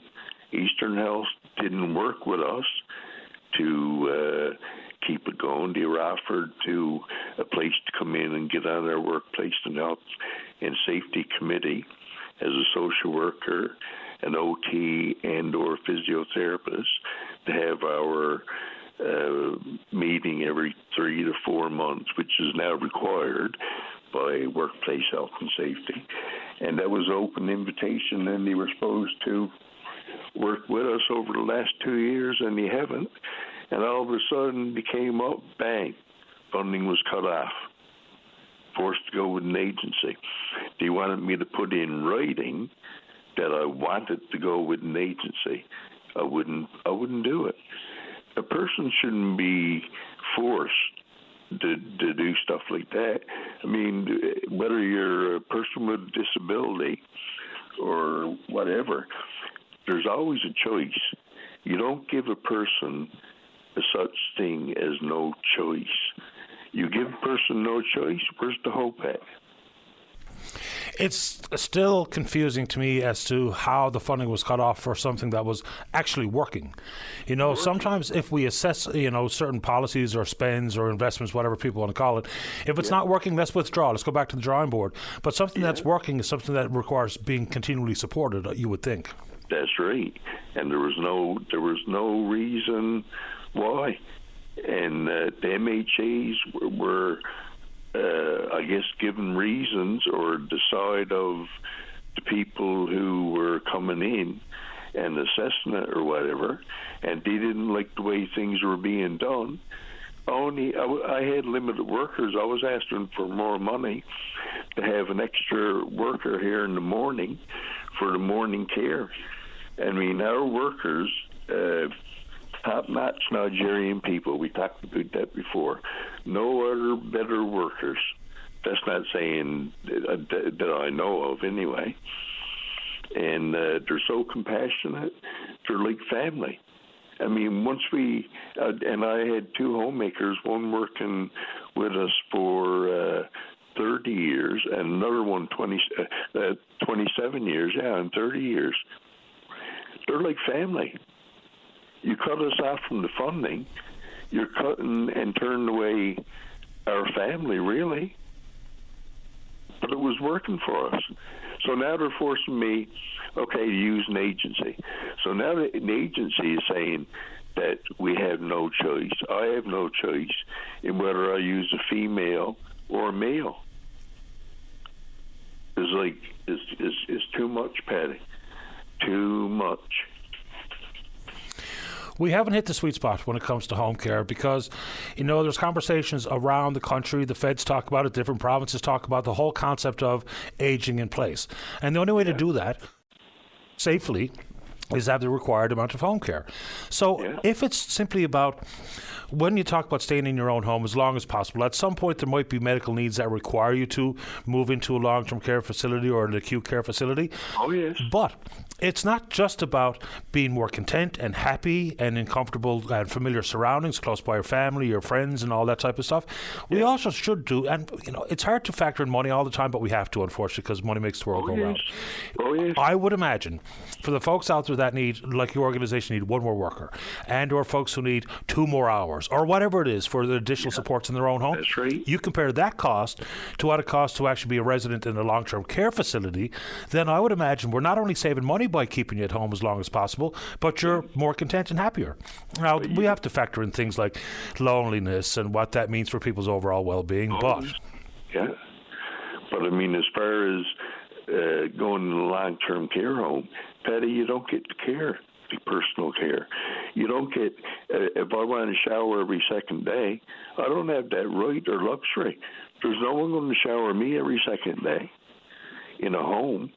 There's no one going to get me in and out of bed when I want to get up is when they are available. Right? So you lose your flexibility, you lose your dignity, you lose your choice. It's just not good enough. No, it's not. No, I'm 60 years old, and I've been in the chair now for 42 years. And for me to go in a home, I'm still young in my mind yet, and I'm still reasonably physically healthy. Now, I'm after taking the mental beating in the last 2 years at the cost of Eastern Health in trying to keep this place funded, and there was no correspondence back and forth with me other than the funding was cut off. Barry, I appreciate the time. Would you like to add anything else to the conversation this morning? I think more people that are in need of care or not satisfied with care from an agency or whatever are going to have to start speaking up and take the chance on, whether roll the dice, right? I appreciate the emails and the call this morning, Barry. Thanks a lot. Stay in touch. I'll keep you in touch, Paddy. Thank you. Thanks for your time. All right. Pleasure, Barry. Bye-bye. And you've heard me say this before, people will send me an email saying, how come we didn't talk about this? How come we didn't talk about that? There's a laundry list of things that we can be talking about on the show. And if you'd like to add a topic in that I or others haven't mentioned, please do exactly that. It's helpful via email, but even more so if you want to call the program. This couple of emails was about, the ongoing refurbishment of the War Memorial downtown St. John's. There's only 2 national war memorials in the country, one in Ottawa, one here. So this story was not only about the ongoing renovations, and it's taking a while. It has a distinct interruption to business. People are displeased on a variety of fronts. Some $6 million to be spent on this said refurbishment. And the story, as it's developing now, is that yesterday there was delivery of the first component of the Tomb of the Unknown Soldier. It's pretty beautiful based on the photographs that I've seen of it. And, of course, it has not finished yet because upon the repatriation of a member of the Newfoundland Regiment from a battlefield in northern France will be placed inside, of course, on the 100th anniversary of the memorial on the 1st of July upcoming. So that would be the installation of the lid. So there's more work to be done. And yes, I understand people who live in the general area and what the impact it's had on business. I think when the plan is all said and done, it's probably going to look like a worthwhile exercise. And I think the inclusion of that tomb is absolutely something that makes a lot of sense to me. But that doesn't mean that the interruption has not been real and hasn't had a real impact on people in the area. I think there was one cafe shuttered its doors simply because they were right in the crossfire there and limited access to their business, and even whether or not people could actually see their cafe. So yet that has been installed at the initial components are now on site. So it's made of, let's see here, it's 3,600 kilogram sarcophagus built by a Nova Scotia-based company called Heritage Memorials. And they've done lots of big work, but the fellow who was interviewed about it, he said this is one of the most important projects, obviously. So when they go to install the cover is going to be carved out of Labrador granite called Blue Eyes, weighs roughly 1,100 kilograms. It's still under construction, going to be ready well in advance of the 1st of July. So someone asked me why we weren't talking about this development. There you go. Also, when you harken back to the Newfoundland and Labrador company that had been commissioned to build the tomb, and remember, they're out in Bishop Falls. Their contract was stripped from them. Why? Because of the way that they generate electricity and distribute electricity on site. What's curious about that is that government did an inspection of the site before they gave them the contract, and then lo and behold, midstream, they yanked it out from under them. So government thought the electricity situation was okay to give them a contract, and then out of the blue, they were told, now, there might be other issues associated with it. We're not told about them, though. They said, no, that's not appropriate for this type of work to be done. Consequently, we're taking your contract. So that and whatever you want to talk about right after the 11 o'clock news. Don't go away. You're listening to a rebroadcast of VOCM Open Line. Have your say by calling 709-273-5211 or 1-888-590-8626 and listen live weekday mornings at 9 a.m. Welcome back to the program. Let's go. Line number 1. Sean, you're on the air. Good morning, Patrick. Turning out to be quite a nice day. Yeah, not too bad. It's certainly nicer than when I came to work this morning. Goodness, yes. Patrick, talk about nice days. It was pretty nice in Terra Nova trying to capture a bit of the eclipse. And there were lots of eclipse tailgate parties along the way. So I ended up joining in with one at the lookout there in Terra Nova Park. And we did pick up little glimpses and all the excitement of the young kids. It was a great day for kids, to have them out seeing all this and being part of it. Yeah, I mean, one of my boys who's currently living in Central, he and a bunch of his classmates, they went down the Bay d'Espoir Highway somewhere and took it in. He had a really good view of it, as opposed to myself and my wife at the end of our driveway here in the east end of town, all socked in with clouds, wearing those dorky glasses, looking up at very little. But yeah, I mean, the viewing parties and media coverage were unbelievable, really. And so good for folks who really enjoyed it. Best kind. Well, it was wonderful to see, the parents were all out. If you didn't know any better, you'd think you were like out to a ball game or something, because they were really excited to see it all and anticipated every minute that went by and counting it down. It was really nice to see. Cool. But afterwards, as you know, I drive an electric car, so I was at the very end of my available kilometers to get out there, and all the charging stations along the way had cars backed up at each one, at Goobies, also in Terra Nova as soon as you enter the park, and there was just no place to put a charge on. So afterwards, I thought, well, I'm down to like 50 kilometers left, and if you know anything about electric cars, you know that doesn't give you a whole lot when you have the winds, the cold, and you're trying to drive at highway speed. You don't get very far. So I had to finally limp my way into the old Ultramar there at the top of your entrance down to just past the park where I think there's Mary Brown's there now. And it takes you down to the Eastport Peninsula. So I got there. I was the first one there. And I said, great. So I plugged it in and did what I usually do, use my app and flash it across the piece of the apparatus that you have to do it in order to create the connection and then get the charge started. And it wouldn't charge me. And I have an app that has my credit card already on it. By the way, you cannot charge up a car without an app or without a credit card. Right. Just for anyone who's looking at electric car, you must have a credit card. And if it does change, like if your date comes up soon, and if it doesn't connect, then you cannot charge your car. So it just wouldn't work. I plugged it in. I reset the whole process again, and nothing happened. And then a guy shows up. I'd say at least 20 minutes, maybe a half hour went by, and then a guy shows up. He wanted to charge his. And he looked at me and he said, don't you have it on hold? Like, don't you have it reserved? And I said, I have it what? Yeah, he said, like, don't you have it reserved? I said, I don't know what you're talking about. And he said, no, you must have it reserved. I said, whoever reserves a spot at a gas station, for example, and this is not a gas station. Well, to me, it's the same thing, except I'm charging my car. And there's only one charging apparatus there, fast charging one. And then alongside of it is a little tiny thing that trickle charges, and that'll take you about 2 days if you sat there trying to charge up your vehicle. And the guy says, no, you're supposed to be on the reserve app because anybody can reserve it.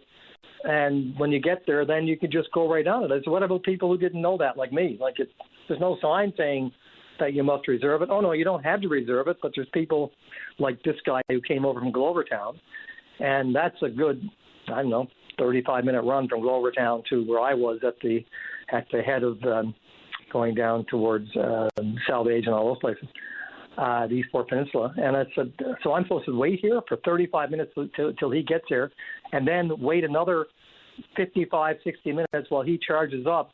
And yet I'm here. I'm here now. What? I don't understand this. And he said, well, they started that a little while ago, and most guys that are driving Teslas know it, and I drive a Bolt. 2019 Bolt, but I've never heard of it before. Yeah, I think there's a lot of unknowns out there for people. Like, the concept of if you build it, they will come. And I would imagine there's plenty of people out there who might consider a hybrid or electric vehicle for their next purchase. But until they see all the infrastructure in place, they're probably going to resist. And I completely get that. For me, if our second vehicle in our family was simply to bomb around town, go to work, go to the grocery store, those types of things, it'd be absolutely no problem with my own home charging and for other chargers that are available in and around the metro region. But if you're someone who's got to traverse the highway to any extent on a regular basis, it's still questionable. Well, I'm not out there very much because, as you know, I live in Bellevue, and I don't know if you know that. I think I've called you a few times and told you I was calling from Bellevue. So, I can do the run to Bellevue, and then I can charge it up in St. John's, and there's several charging stations. And then I can get back to Bellevue or probably drive all the way in and back out if I haven't done a lot of running around in town that day. But to find out while you're on the highway, down to about 40 kilometers left, and it's freezing cold out, and you can't sit in your car and let it run because you don't have enough to keep it going. And this guy, thank God, he was a gentleman. He said, how long have you been here? And I said, I've been here about 40 minutes or 30 minutes. Tell you what, he said, look, I'll take my name off of it and that'll move you up the queue. So he took his name off. He said, darn, he said, I'm not the first one in line. He said, there's actually another person already booked in. We got to wait for him to get here. So he just looked at me and said, this is so arse for us. This is such a foolish thing for the electric car charging apparatus to offer. I mean, everyone's used to going to a gas station, and if there's already someone there gassing up and all the gas filling locations there are filled, then you just get in line, and 5 minutes later you're going to fill your gas tank. This is not like that. It's going to take 55 minutes or more to get your vehicle charged up. And that means the next guy in line has got to wait 55 minutes or more, and the next guy 55 minutes or more. But these guys, when the guy finally showed up, the guy who was in the line ahead of us, he agreed, look, okay, you've been here long enough. I'll give you my time. So then he logged off, and then I could finally plug in my vehicle and start charging it. But then it was an hour before I left there, and those guys plus two more showed up, and they were all in line. So the last guy in the lineup would have been waiting almost 4 hours. Yeah, the furthest thing from convenient. And so that's going to be one of the struggles that people have when they consider their next purchase. Because this story, I guarantee, is going to cause people to say, no, not for me. I'm not waiting 4 hours to just, when compared to the efficiency of stopping to fill up with gas. I appreciate the time, Sean. Anything else this morning? Well, look, I'm not trying to put negativity on this. That's not my purpose of the call. I'm letting other people know that this is happening. It should be stopped immediately. And Hydro is running this whole thing. The gentleman at Hydro should be taking that on hold, or someone reserving a space and eliminating that immediately before they do anything else. Because I shouldn't be waiting there for a half hour to find out there's 4 ahead of me in this so-called lineup that at this point is a virtual lineup. So I'm just reaching out, hoping someone from Hydro is listening. Like, this is a very, very bad idea. I appreciate the time, Sean. Thanks for the call. Okay. Thank you, Patty. Take care. Bye-bye. In addition to that, now the number of electric vehicles and hybrids in the province is pretty minute at this moment in time. There's no numbers from 2023 as of yet, or not that I've seen anyway. But in 2022, in that calendar year, there was somewhere around 400 electric vehicles were registered in the province. That brings the total to it was like 710 or in and around there. The hybrid vehicles, there was a pretty significant increase. 126% increase in the EVs, but a much bigger increase when it came to hybrid vehicles. Point is, it's up to you. It's your money. You do it as you see fit. But if more and more Canadians are going to be interested in and purchasing hybrids and or electric vehicles, then there's going to have to be the infrastructure and the capacity and the upgrade of the grid to accommodate. Because that's not been part of the conversation. So if the federal government is going to drive this as hard as they have been doing and putting subsidies in place, like a $5,000 break, even though they have to buy a minimum of a $45,000 vehicle to get that particular $5,000, but they haven't talked about the upgrade of the grid. So they will say that those types of issues are inside provincial jurisdiction. That's true. But if the feds are pushing it the way they are, and on top of electric vehicles, talking about decarbonisation, and you talk about the transitioning your own home from oil heating, home heating fuels to, mini splitters, central heat pumps, or electric furnaces, or what have you. Fine. If people want to take advantage of it, if they qualify, but that does not include what's required upgrades of the grid. Now, I'm not talking about in this province necessarily to accommodate those moves, even though Hydro says that they have factored that in to their search for what the next generation will be. But where is that conversation?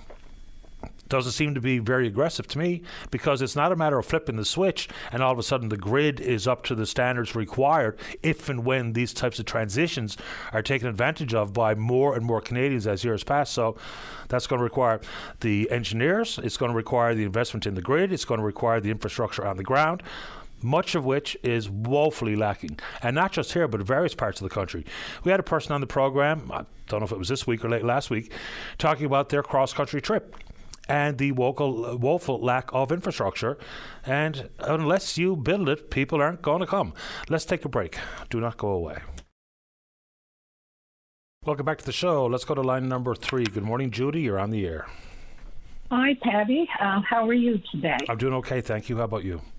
Not too bad, honey. I'm here, and I'm trying to get out to Halifax to the ketamine clinic for treatments, and having quite a bit of a problem with workers' compensation. I injured myself at work 7 years ago, and 3 failed surgeries, ablations, numerous injections, and right now all I'm left with is chronic pain and a lot of nerve damage. So it's a private clinic in Halifax.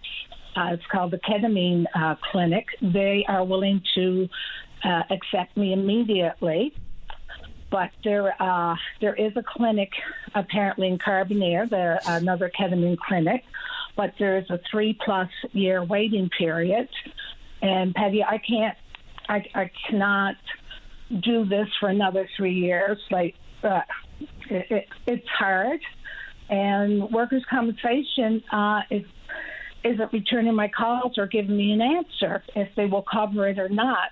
Now, previously, I used to have to travel to Halifax for pain relief as well. All that was covered, wasn't questioned, and now I can't even get an answer from them. So right now, I'm in limbo, and actually have the MHA who is looking into it, and everybody here in Goose Bay, they're having a benefit dance for me. They have tickets on baskets. They're just trying to raise enough money so I can at least get a couple of ketamine infusions, and then after that, I don't know what I'm going to do. So it's very frustrating, and I'm just I don't know. I really don't know where to turn or what to do anymore. Just so I have a better understanding. So what's the specific concern with workers' compensation? And are they simply resistant to ketamine as a chronic pain management tool? They didn't really tell me that, actually. All they said at first, I was told, no, they don't cover it. And I was told to resubmit my referrals and that. And they haven't given me an answer after that. And they have paid for different individuals for ketamine clinic. It depends on their situation. But, Patty, I got 5 doctor referrals, 3 family doctors and 2 pain specialists. I don't know what else they want. So when it comes to being prescribed ketamine, because it's a controlled substance, and yes. I imagine it has to be, if it's infused or consumed, has to be done on-site, supervised by a healthcare professional. So have you been formally prescribed ketamine, or is that something someone put you onto as a potential? Well, actually, back in October, I was rushing to emergency. I usually there once or twice a month, and they had pumped me up with opioids because that's the only way really they could get my pain under control. But this time it was unbearable. So I was very fortunate that the 2 ER doctors they were familiar with the ketamine infusion, so they said this might be the best avenue for me, and I actually received 2 ketamine infusions there in the ER. And Patty, I got close to 3 months of being able to function again and do things. I mean, as someone who knows a couple of people living with chronic pain, it's been completely debilitating. Their lives have changed dramatically. For folks who don't know, so talk about what ketamine actually, how effective it would be for managing pain. Because when we hear about ketamine as Special K and a street drug or a party drug, it's a different conversation than when we talk about it for pain management. So what happens if you go to that ketamine clinic in Nova Scotia, I think you said it was? Yes, Nova Scotia. They're ready to take me immediately, and I would have to go to a clinic and receive the ketamine infusion, and then we're hoping, maybe a month. And what they want to do right now is go back every month until they actually get a balance. But what the ketamine does, it actually helps block your pain receptors. Okay. And it really, Patty, right now that's the only thing that works. I'm still on some opioids, and they're telling me in the Halifax ketamine clinic that they're hoping to get me off of those. And I'm just like, this is wonderful. And that's why I don't understand. Workers' compensation will continue paying for my opioids, narcotics, and they won't give me an answer on this. For something that is going to help my quality of life, Patty, because right now I have to use a cane sometimes. Other times I'm using a walker. And then there are some times I'm having to use a wheelchair. And that's my biggest fear, is I'm going to be in a wheelchair a lot sooner than later. And, I mean, with the ketamine infusions, at least I can function and do things. I completely understand. And I just want to make sure that I'm on the right track here with workers' compensation. Do you happen to know that has anybody else had an approved course of treatment like ketamine infusion when they're on workers' comp, or is there still something I'm missing with that relationship and that problem? No, there has been a few that they have paid for their ketamine infusions while the people have been on workers' compensation. And so why would your case be different? Do you happen to know? No, Patty, that's what I'm trying to find out. Like, there's no explanation why. We've called, they won't call back. So I'm in total limbo right now. And it has, the chronic pain, my whole life has been turned around, Patty. My whole life is totally different right now. And I'm just wanting to get a little bit back of it, Of course I do. I understand, and I wish things were different for you. So when you get an infusion of ketamine, like if I'm taking some course of treatment and I have to take 4 pills a day or whatever the case may be, and it's an ongoing everyday requirement to take maybe some oral medications, if a ketamine infusion is part of managing your pain, number one, how effective has it been? And number two, how long does it last? Like, how frequently do I have to get one? Exactly, and that's something, I guess, once I start attending the ketamine clinic, I will hopefully because they said what they want to do is get to the point where they really have the pain under control, and then hopefully once every 6 months or once a year, like that's their goal, is to get me there, and I'm blown away, to be honest. And like I know you said that they call it the street drugs and that, but they don't give you enough to get you high or anything. So it's just for total pain management.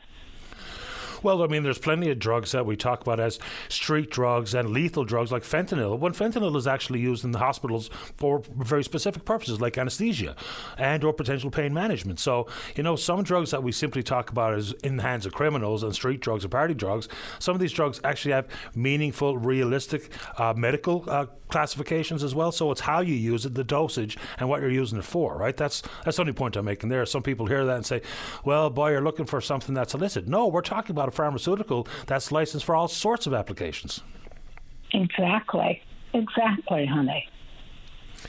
I'm going to try to learn a little bit more about ketamine infusion and where it can be done and how frequently or how common it is for it to be prescribed by doctors. Because I read a story the other day, even talk about cannabis to treat medical conditions, whether it be pain and for cancer patients or to ignite your appetite to eat, those types of things. And people are having a hard time because doctors don't say that the research isn't conclusive enough for them to be willing and wanting to be prescribing these types of courses of treatment.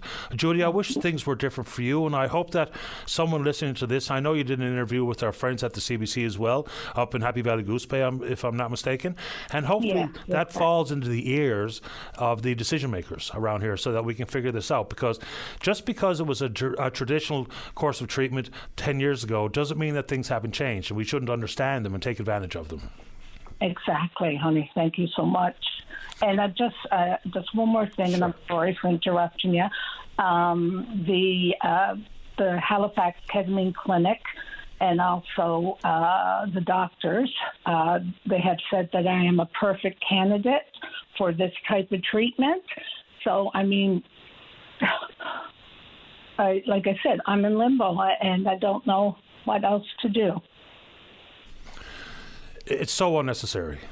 You know, there's Yeah. something out there that's understood and proven to be effective, and yet for some reason we just can't wrap our minds around the ever-changing landscape of treatments. So, Judy, again, I hope this makes it to the ears and the minds and the hearts of the decision makers so that people like you don't see their quality of life worsen day after day. And the thought that you might end up in a wheelchair sooner than later and it could possibly be avoided, it's unacceptable.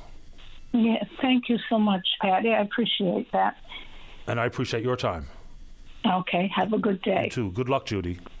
Thank you. You're welcome. Bye-bye. During this news break, I'm going to try to catch up on what maybe was discussed at that FFAW press conference today, and maybe that or anything else you want to talk about right after the news. Very quickly, this one just popped in my head for some reason. Like we've been talking about the recommendation coming from the Members' Compensation Review Committee here provincially, recommending a pay raise for the MHAs to the tune of $25,000. I get it. They haven't had a pay raise in 15 years, since 2009, which is a mistake in and of itself. You know, if you have small incremental raises, then maybe it's more palpable for the voting public. But was also seen patently ridiculous inside this is it was not only the report that was delivered to the management committee, but it was also some of the public consultation, the comments that were offered. It's hard to know who out there wrote any of these. Get a load of it. So all of the published comments through are in favour of a pay raise, with some suggesting MHA salary should double or start at $200,000, or raises should be 20 percentage points higher than workers represented by NAPE, which of course is the largest public sector union. Did anyone who's a real person that wasn't an MHA or a member of their family actually suggest that their pay should double? A $25,000 raise would make them the highest paid elected members in Atlantic Canada. Let's take a break for the news. When we come back, tons of time for you. Don't go away. The Tim Powers Show. Join the conversation weekday afternoons at 4 p.m. on your VOCM. Welcome back to the show. Again, inside the envelope of why aren't you talking about this or that? And this is stemming from some police activity that took place on Froud Avenue here in the city of St. John's on Sunday. So it's a pretty significant story, and of course we have talked about it, and it was covered by VOCM. It's posted on our website as well. So the RNC are looking for a man wanted on a number of weapons offences, and it's some pretty serious stuff here. So an arrest warrant has been issued by the RNC, by the courts, for 36-year-old Jonathan Purcell. So according to police, among the weapons located at the property were a loaded sawed-off shotgun, a long gun, a carbine rifle, a taser, nunchucks, baton, ammunition, as well as drugs and cash. So when they went to the house, of course, he was gone. He's facing a number of charges, including possession of a weapon for a dangerous purpose, unauthorized possession of a firearm, possession of a prohibited weapon, possession of a firearm obtained by crime, careless storage of a firearm, and a bunch of other firearm-related offences. He's described as 5 feet 8 inches tall, slim build, blue eyes, light brown hair, and the police are saying anyone who sees Purcell, do not approach them and contact the RNC immediately. So there you go. Why aren't we talking about it? Well, we just did. And hopefully that's helpful, and if the general public wants to check our website at vocm.com, scroll down through the news stories. There is indeed a picture of Mr. Purcell included in the news story. So there you go. One of the topics we didn't get to off the top, and there was lots of confusion based on comments coming from Federal Minister Mark Miller, and this is about international students.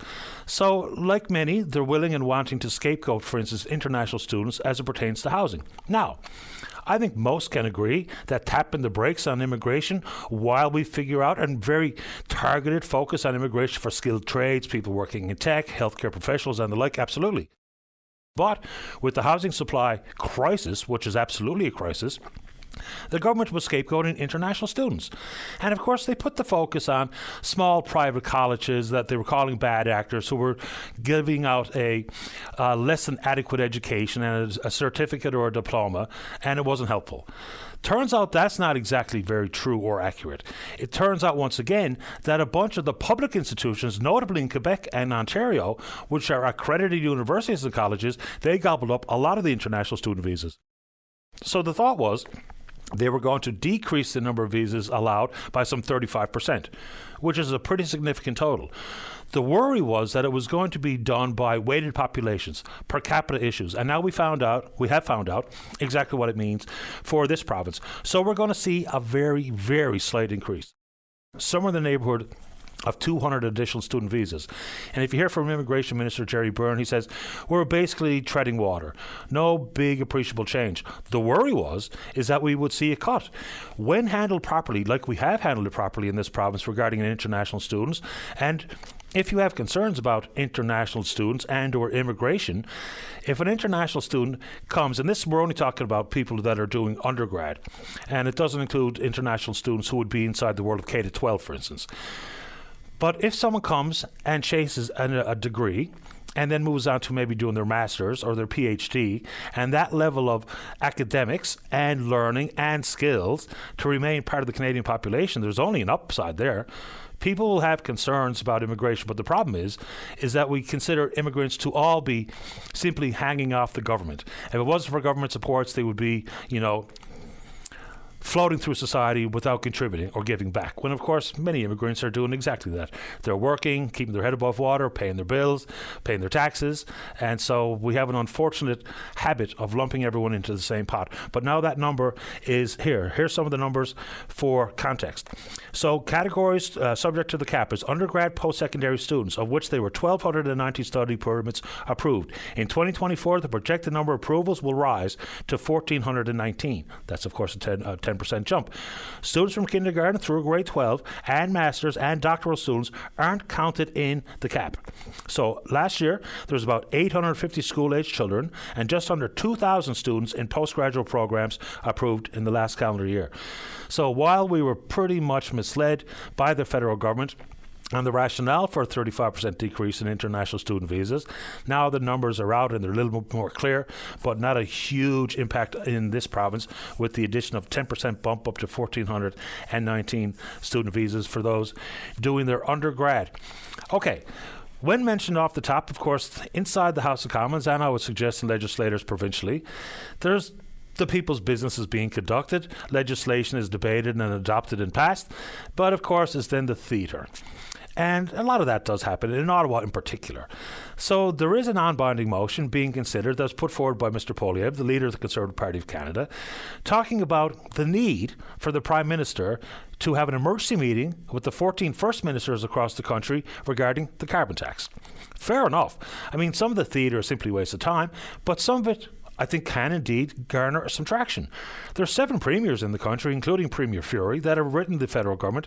Some premiers want the tax to go away in full. Some want to have that April 1st increase of some 3 cents to be paused for a variety of reasons. To me, it's not a bad idea. I think the feds kind of struggled with this entire policy that they've implemented. And of course, inside the supply and confidence agreement they have with the NDP aren't going to back any pause or cancellation of the tax because they ran on it inside their own party platform. But do you think it's a good idea for the Prime Minister to have that exact meeting? I do. He has challenged the other provincial premiers to come up with alternatives. I don't think any of which has actually been brought forward, but I do think it's worthy of a national debate. Now, there has been a letter written by a big collection of economists talking about the effectiveness of carbon tax, whether or not that's fair or an accurate depiction of what it means. You look to the Parliamentary Budget Office, really quite clear coming from Mr. Giroux, that if we're simply focusing on this, what the Liberals do, they focus simply on the rebate concept inside the carbon tax. And yes, more Canadians are better off with the rebate. But, and this is the huge but, and this is the focus of the Conservatives, the larger economic impact does not see the majority of Canadians have a positive impact. In fact, that's the exact opposite. Now, it's not as much as 8 out of 10 get more back in the rebate than they do when they pay carbon tax, whether it be at the pump or otherwise. But inside the bigger, larger economic impact, which is where we do need to focus, right? Because that's the issue when it comes to transportation and the impact that would have on a variety of things that we touch every single day, including groceries. So Mr. Giroux, he's right. But it's unfortunate that we've got, as opposed to a well-rounded, fulsome discussion or debate about this policy and this carbon tax, we'll just have politicians with their own political party agenda, which is nature of the beast. I'm not going to be Pollyanna here and, kumbaya, but we don't have a well-rounded conversation, period. I'll add to it, and this is something I said to Cease earlier in the program today. When the carbon tax went up on the 1st of April, now it's all the way to 17 cents per litre. In the 3 months prior to the increase, the price of fuels went up, or gasoline, went up 30 cents. How does that get factored into the conversation? Then you add in like the Clean Fuels Initiative, which is kind of ridiculous also. I mean, we look like we might be spending 3 times more than our Atlantic counterparts, which is patently unfair. But if they're asking for refineries to lower the components to reduce emissions, that's their issue. That shouldn't be heaped on the back of the consumer. If we're going to put these types of policies in place, let's make sure those responsible for the components of a litre of unleaded gasoline, if you need the refineries to do it, make them do it. Don't make me do it. To me, it's a little bit, I know it's not directly analogous, but it's a little bit like the whole sugar tax thing. Yes, you can encourage people to consume less sugar with their purchasing power and their purchasing habits or behaviour, but in other parts of the world where they've actually had some success with this policy, what they've done is they went to the manufacturer and told them they have to reduce the sugar content. Because, look, if people like Pepsi, they're probably going to continue to buy Pepsi, all the while complaining about the sugar tax on it. As opposed to the manufacturers, like for instance in the UK, they had to lower the sugar content, and so consequently the concept of less intake was achieved simply because there was less in the product itself.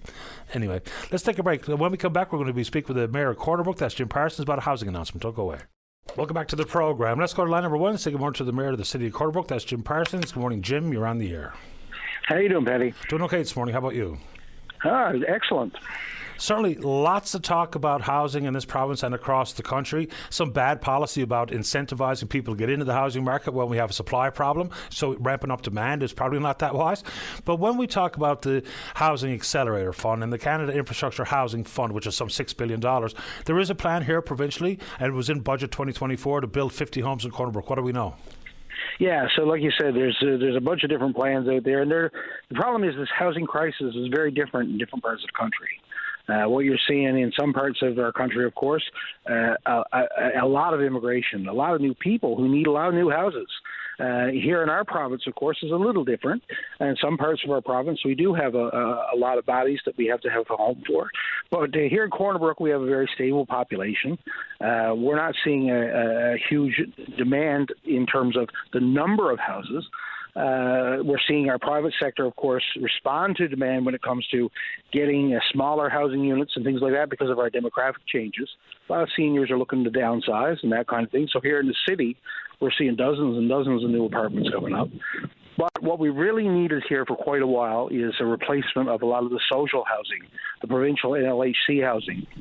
So here, I'm up here now, actually. I just came out of the announcement here in front of Vine Place up in the Crestview area, where there were a number of, just shuttered buildings with a number of units that needed to be replaced and people living in hotels and things like that. And so the announcement here today was very welcome. It took us a while to get here, but we got an announcement from the province that they're going to build 50 units in the next 2 years to replace the units that we saw missing. Yeah, and that issue around Crestview Avenue, I think that was the demolition of some 32 units. And, the worry was when Minister Byrne was talking about it, is that people thought that there was also going to be the sale of homes out from under people, which we're told is not going to happen. So when we talk about building homes, do we have any understanding about what kind of homes? Because the country has long relied on single-family detached dwellings when some of the caveats attached to the $6 billion federally, even though it doesn't impact this province because we don't have cities with population of 300,000 or more, but it's worth considering. When we talk about urban sprawl, building out versus building up, building townhouses and duplexes and fourplexes, multi-unit buildings, what are these homes going to be built? Like, what kind of homes are we talking about? Mayor Parsons? Sorry, can you hear me? I can hear you now. Yeah, so what type of homes are going to be built? Because there's a vast difference between a 1,200 square bungalow versus a triplex or a quadplex. Yeah, no, these are 1 and 2 bedroom unit apartments. Okay. That are replacing the Newfoundland Labrador housing houses that were there in this area before. So it's nothing really complex. It's basically just replacing the 3 and 4 bedroom units that have been shuttered. Some of them since, according to Minister Byrne, since 2007. Getting units back up in this area, up and running and appropriately sized for the demand, which is 90% 1 and 2 bedroom units, was what we're told from NLHC.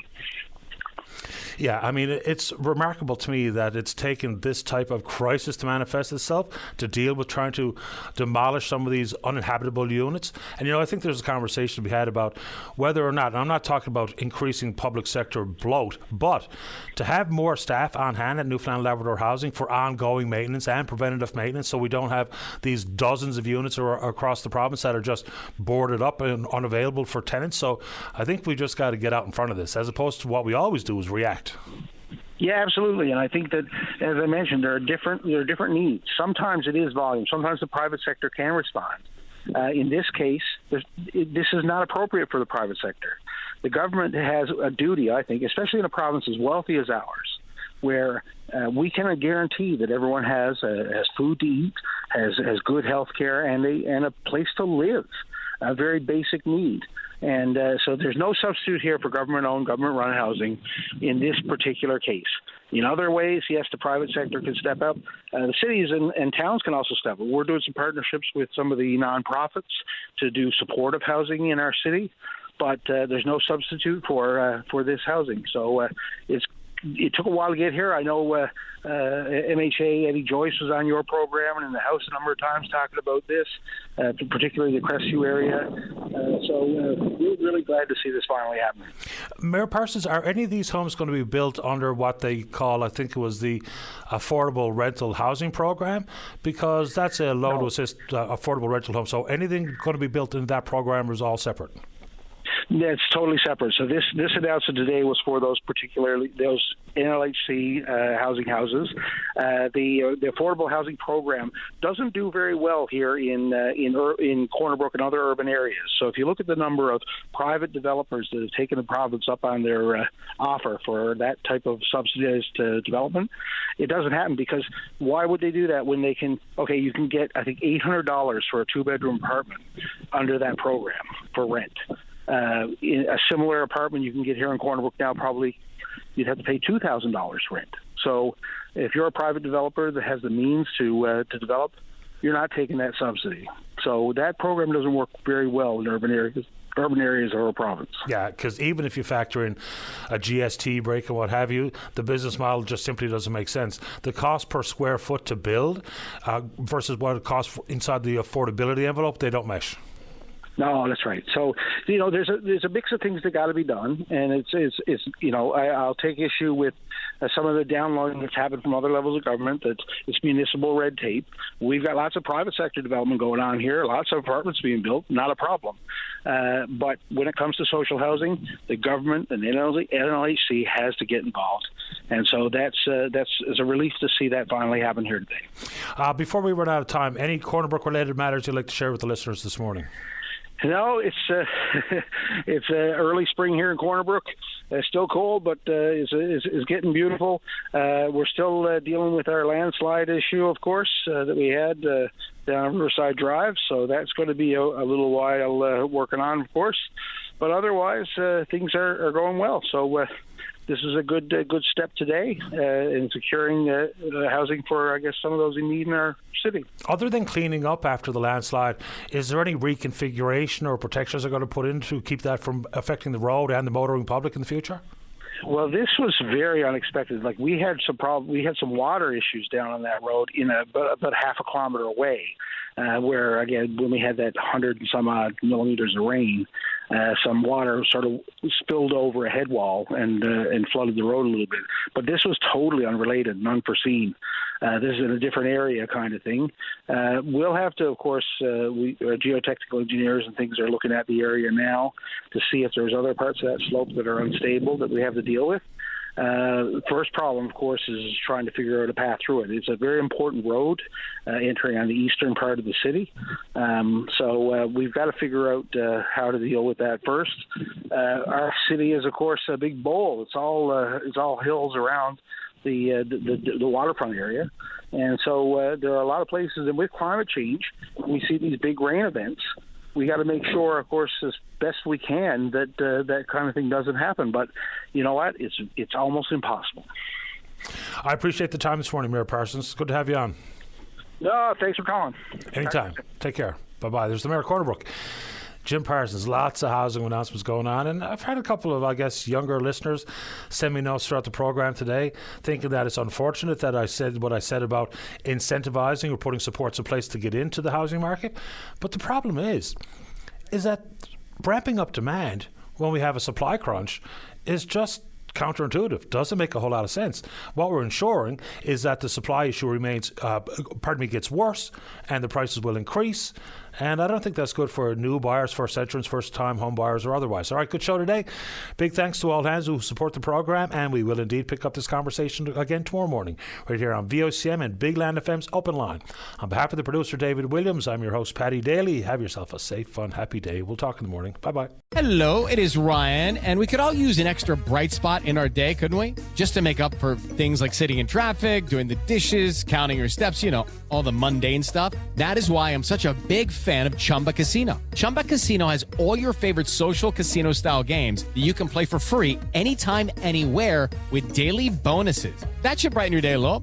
Actually, a lot. So sign up now at ChumbaCasino.com. That's ChumbaCasino.com. No purchase necessary. VGW Group. Void where prohibited by law. See terms and conditions. 18+.